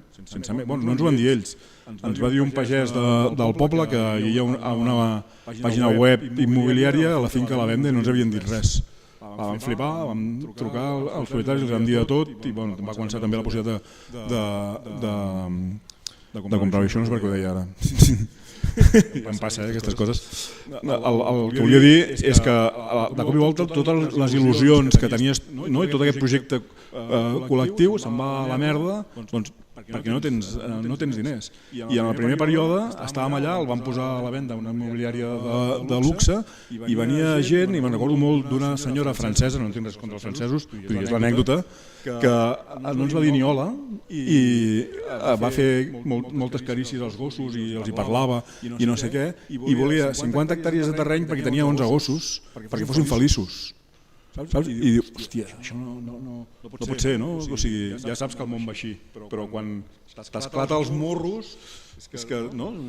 T'agafa un... no sé què, que començaries, no? Però això passa, no? I llavors, que l'acció col·lectiva permeti dir-li a aquesta senyora et fots els gossos al cul o a casa teva o allà o a un altre lloc i nosaltres aquí continuem fent no el que fèiem, sinó moltes més coses amb molta més gent, és un plaer que no té... no té explicació, no té preu. I quan et sents així, o sigui, és molt plaent. Alhora, o sigui, això seria la part positiva, la negativa, és que també hi ha molts aprenentatges en el sentit contrari. Si nosaltres hem estat 5 anys amb la llicència d'obres, 2 anys al Corral, tot això ens ha desgastat molt a nivell de col·lectiu, vam tenir una crisi, de les 4 unitats Gomència, 2 van marxar, érem amics de tota la vida, que ens haguéssim donat la vida, per dir-ho així, estic exagerant, però no ens parlem, som 4, moltes hores, moltes reunions, tot queda molt poc repartit, o sigui, hem de fer moltes coses tots, i que són processos que cansen molt. També hem après, s'ha dit abans, tot el funcionament de l'administració, que malgrat a vegades el discurs va en paral·lel a aquests objectius que ens plantegem, la pràctica només posa pals a les rodes d'una manera que ni ho entens, perquè una llicència d'obres 5 anys no es pot entendre de cap manera, a més sense conflicte, és el funcionament habitual. Llavors això té un cost molt elevat a nivell personal. Descobrir, per exemple, coses com els estatuts d'una cooperativa, que dius, fem una cooperativa, no és fàcil ni curt, o demanar un crèdit. A mi en ma vida se m'havia passat per el cap demanar un crèdit i haver de tornar un crèdit durant 23 anys. I ho fas perquè creus en el projecte i et poses les teves maneres de pensar aquí darrere perquè penses que el que estàs construint és més important que el que pensaves fins ara. Que la limitació, per exemple, en el nostre cas, de dedicar-te a projectes agroecològics condiciona molt també tota la resta del projecte. Per exemple, nosaltres vam fer els comptes de la rehabilitació al revés. Vam dir, què podem pagar sense patir mensualment de retorn? I vam establir 500 euros al mes. Fas els càlculs de la reforma i sortirien 800 o 900. Si calen 800 o 900 i només estàs disposat a pagar o pots pagar 500, què passa? A pringar, a fer una part de les obres tu. Però te n'adones que fins i tot a casa teva no és tan fàcil fer tu una part de les obres, perquè l'arquitecte diu això qui ho justifica, necessites una assegurança, necessites no sé què, o sigui, hi ha molts aprenentatges que no són gens engrescadors i que desgasten molt, però al final de tot, o sigui, suposo que això serà història i diràs, ens vam agobiar una mica, ens vam cansar molt, que és com estem ara, estem molt cansades, però ha valgut la pena, I realment si deixes això, la misèria del dia a dia, crec que val la pena, però s'ha de tenir en compte també aquesta misèria que forma part de la complexitat de tirar endavant un projecte i crec que s'ha de partir d'aquesta misèria. O sigui, posar-la sobre la taula al principi que hi ha molts esforços que no serviran per res a l'hora d'executar el projecte, o sigui, el que ens motiva a fer aquest projecte, però sense aquests esforços inútils, recursos, informes, no sé què, que no serveixen per res, ni se'ls mirarà ningú, però tens obligació de fer-ho, de no sé què, sense això no pots fer la resta, però has de partir de què ho faràs, i no ho sabíem que hauríem de fer tantes coses. Però torno a repetir que la valoració és positiva, però déu-n'hi-do la merda que ens hem de menjar.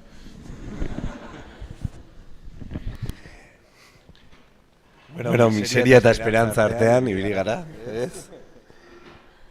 Bueno, oso polita izan da, orain eskatu nahi dizuet, azkeneko ja 2 minututan, oso eskematiko egingo dugu, 2 minutu, eta zuek bezalako proiektu entzat, ze ikasketa, ze ikasketa partekatu nahiko zenukete. Inkluso zuen artean, nik esango nioke kamofili, ez dakit zer. Edo zuen artean ere hausartzen bat zeate, baina bestela orokorrean zuen antzeko proiektuentzako ze ikasketa positibo edo inkluso negatiboak ere transmititu nahiko zenukete. Aukeratu eta 2 minututxotan, animatzen zaten. Bueno, ikasketa dela, erakundeekin lan egitea super saia dela, baina aldi berean ere beharrezkoa. Eta gu azken 3 urte hauetan, guretzat ikasketarik garrantzitsuena izan da hau, posiblea dela, kriston pazientzia izan behar dugula, baina posiblea dara erakundeekin zerbait sortzea, eta aldi berean ere, nekazariekin eta lehenengo sektore dauden erakundeekin ere posiblea dela lortzea zerbait.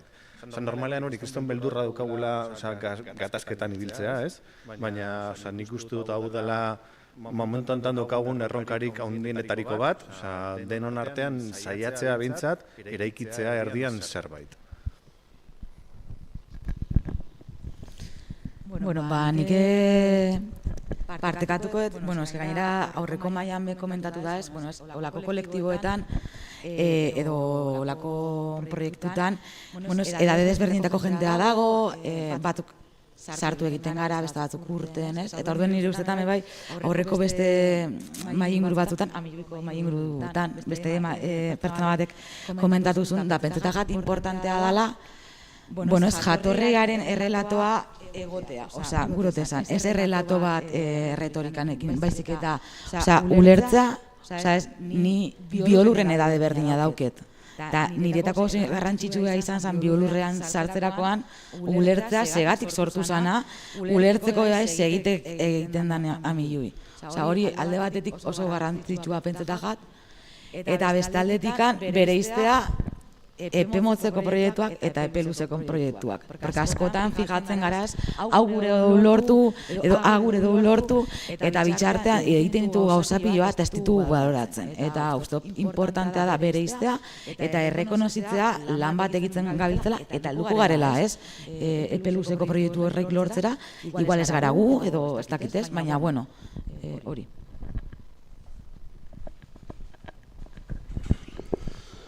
En el nostre cas, se'm creu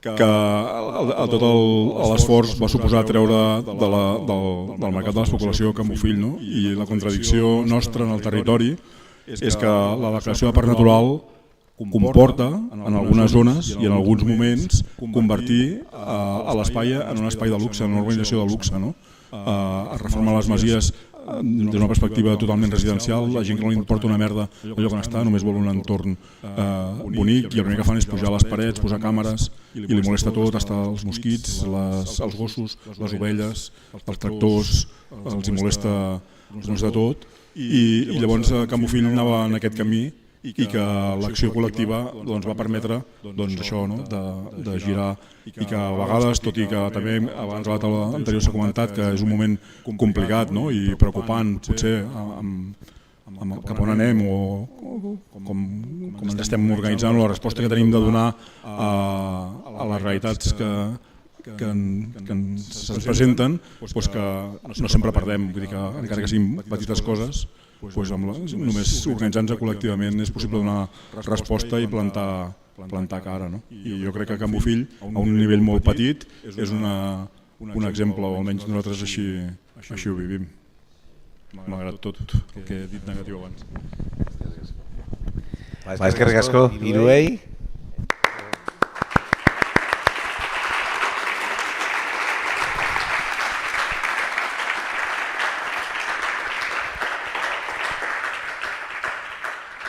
Etzeat eskapatuko, nahi badezu, gainera, aukera daukazu, galderak egiteko oraintxe, orduan hemen daude, 3 proiektu, 4 pertsona jator hauek, eta galderarik baldin bakazue,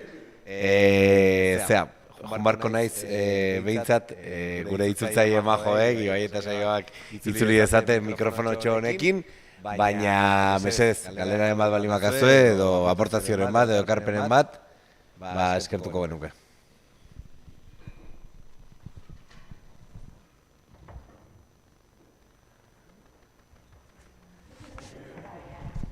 Ez da entzun.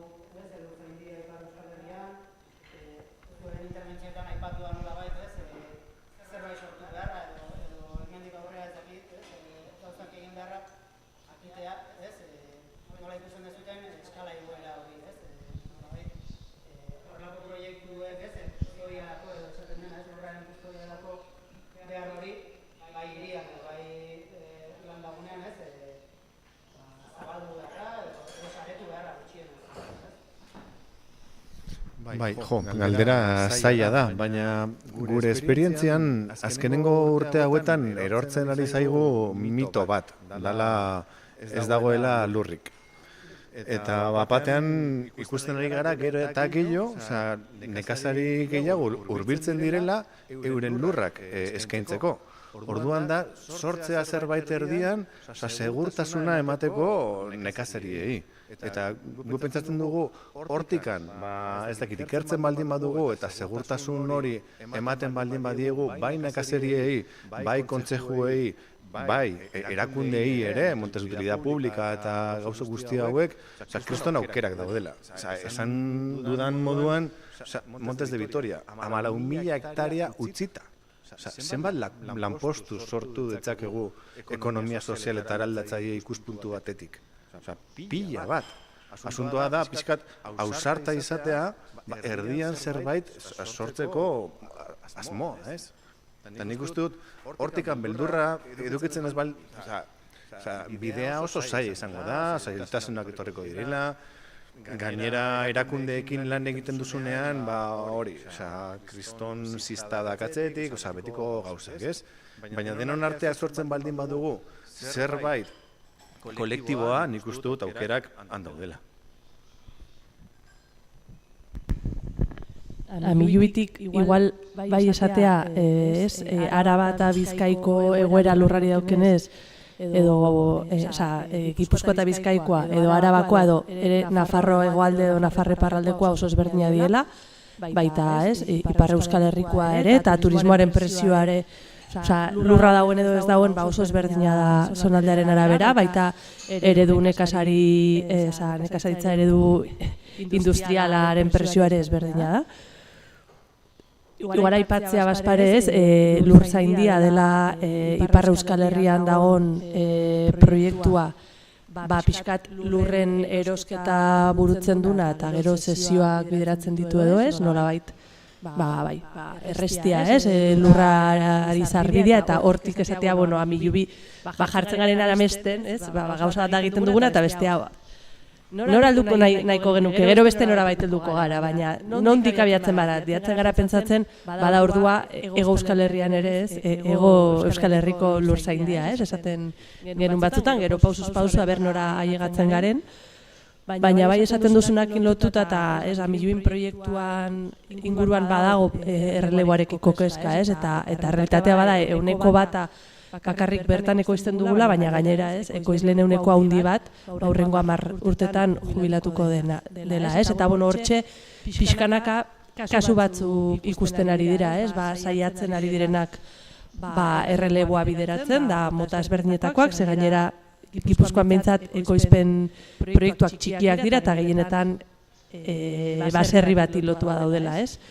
Horrek dakar, erreleboa nola lantzen duzu etxeakin batera, ez? Baina, ari dira, kasutxo batzuk lantzen, ustut, bielurretik ere badagola hori lantzeko gogoa, Eta bueno, Katalunian egin genuen bidai bat udaberri honetan, ez? Eta adibidez, DUB bi oponentekoek kontatzen zituzten, bueno, intzuten ere, ez? Igual ezagutzen duzu, gida metodologiko bat, nola lagundu testgune efimerotan, ez? Ez toki baten testgune bat egiten denean, baizik eta, bueno, testgune lotuta, errelebo bati, ez? Orduan, bueno, niretzat lurra eskuratzearena, badau lotuta lur batzuk eskuratzeari edo babesteari, baina baita ja martxan dauden horiek nola ez galdu, ez?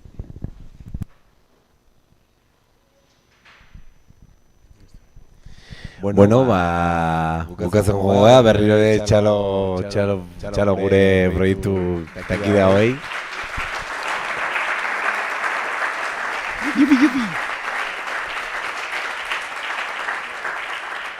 Urrengo, bueno, ja izten eta maitzen joango gara, beraz, nahi behar listo, fitxiko gehagu, eta itxierara, egongo dira gurekideak.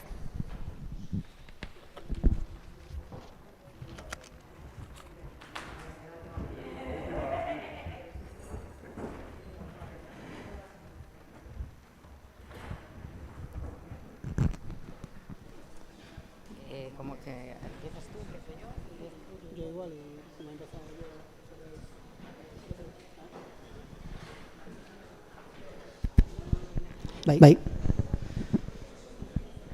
Bale, amaiera oso xumea, amaiera edo konklusioak egin aurretik komentatzea bukaeran ja hor zer jatekoa eta edatekoa egongo dela denentzat, eta kontutxo bat, nagusia 54era bisita egin nahi degunok, pixkate, pikoteo pixkate egin, eta 8 eta 4 den inguruan horratean jarriko geha eta jungo geha elkarrekin, kontuan izateko. Amaitzeko oso xume eta pixka bat bukaeran egin deten galderaren hildotik edo, nik uste ekonomia sozial eraldatzailean gabiltzan eragilok behintzat Euskal Herrian, eta Katalunian ditugun, Katalunian dagoagun harreman internazional horietatik ere, nik uste asko daukagu egiteko eremu honetan, gaurkoa esan bezala abiapuntu bat zen, batez ere proiektuak ezagutzeko, nik uste hainbat galderaren inguruan asko dago lantzeko, bukaeran nola eraman proiektu hauek edo lurraren jabetza kolektiboaren proiektu hauek beste eskala batera, erronka bada jabetza kolektiboaren formulen aldetik, erronka da ere finantziazioaren ikuspegitik eta gero egituratze eta interkooperazio ikuspegi batetik. Erronka dira, baina esango nuke bizitzen ari dugun garai honetan, nun errelebo krisi baten aurrean gaude, lehen sektorean segurazki errelebo krisi hori jagertatu da edo bizitzen ari dugu, baina gure herrietako kaleetan, gure Euskal Herrian bertan, lurralde askotara goazenean, Pirineora edo Lizarraldera edo hirietan bertan, auzoetan ikusten ari gera bizitzarako beharrezkoa diren hainbat proiektu eta zerbitzu egitura errelebo falta batean aurkituko diela datozen 10 urtetan. Leitzan bertan esaten ziguten, lehengo udazkenean, Leitzan nun renta per capita nahiko altua daukaten lana badagoen eta lana gainera Iruñara 30 minutu, Donostira beste 30 minutu lanaren eta etxe bizitzaren arazorik ez dagoen komila artean etxe bizitzarena, baina arazo hori ez dagoen zerbitzurik gabe geldituko den herri bada, 10 urtetan, zerbitzurik gabe. Orduan, nun biziko gea, ze egitura izango ditugu bizitzeko. Nik uste, ekonomia sozialeko hemen proiektu eta sareetako kideak bagaude, erreleboarena bada erronka handi bat guretzako, eta erreleboaren gaia ezin dugu afrontatu ez badegu lur kolektiborik, lur kolektiborik, jabetza kolektiborik gure proiektuak egiteko. Hau da, izugarrizko esfortzua egin dezakegu proiektu berriak egiten, baina proiektu berri horiek baldin baukate lurra eskuratzearen zama aldez aurretik, proiektu horiek asko ez dira bideragarriak izango, orduan bata bestearekin lotua doaz, ez? Proiektu sozioekonomikoa gure bizitzarako eraiki nahi baitu gure lurraldetan, erreleboa egin nahi badugu, beharrezkoa izango da, lurra kolektibizatzea, zorua kolektibizatzea eta zerbait sortzea, edo zerbait baino gauza gehiago, horretarako.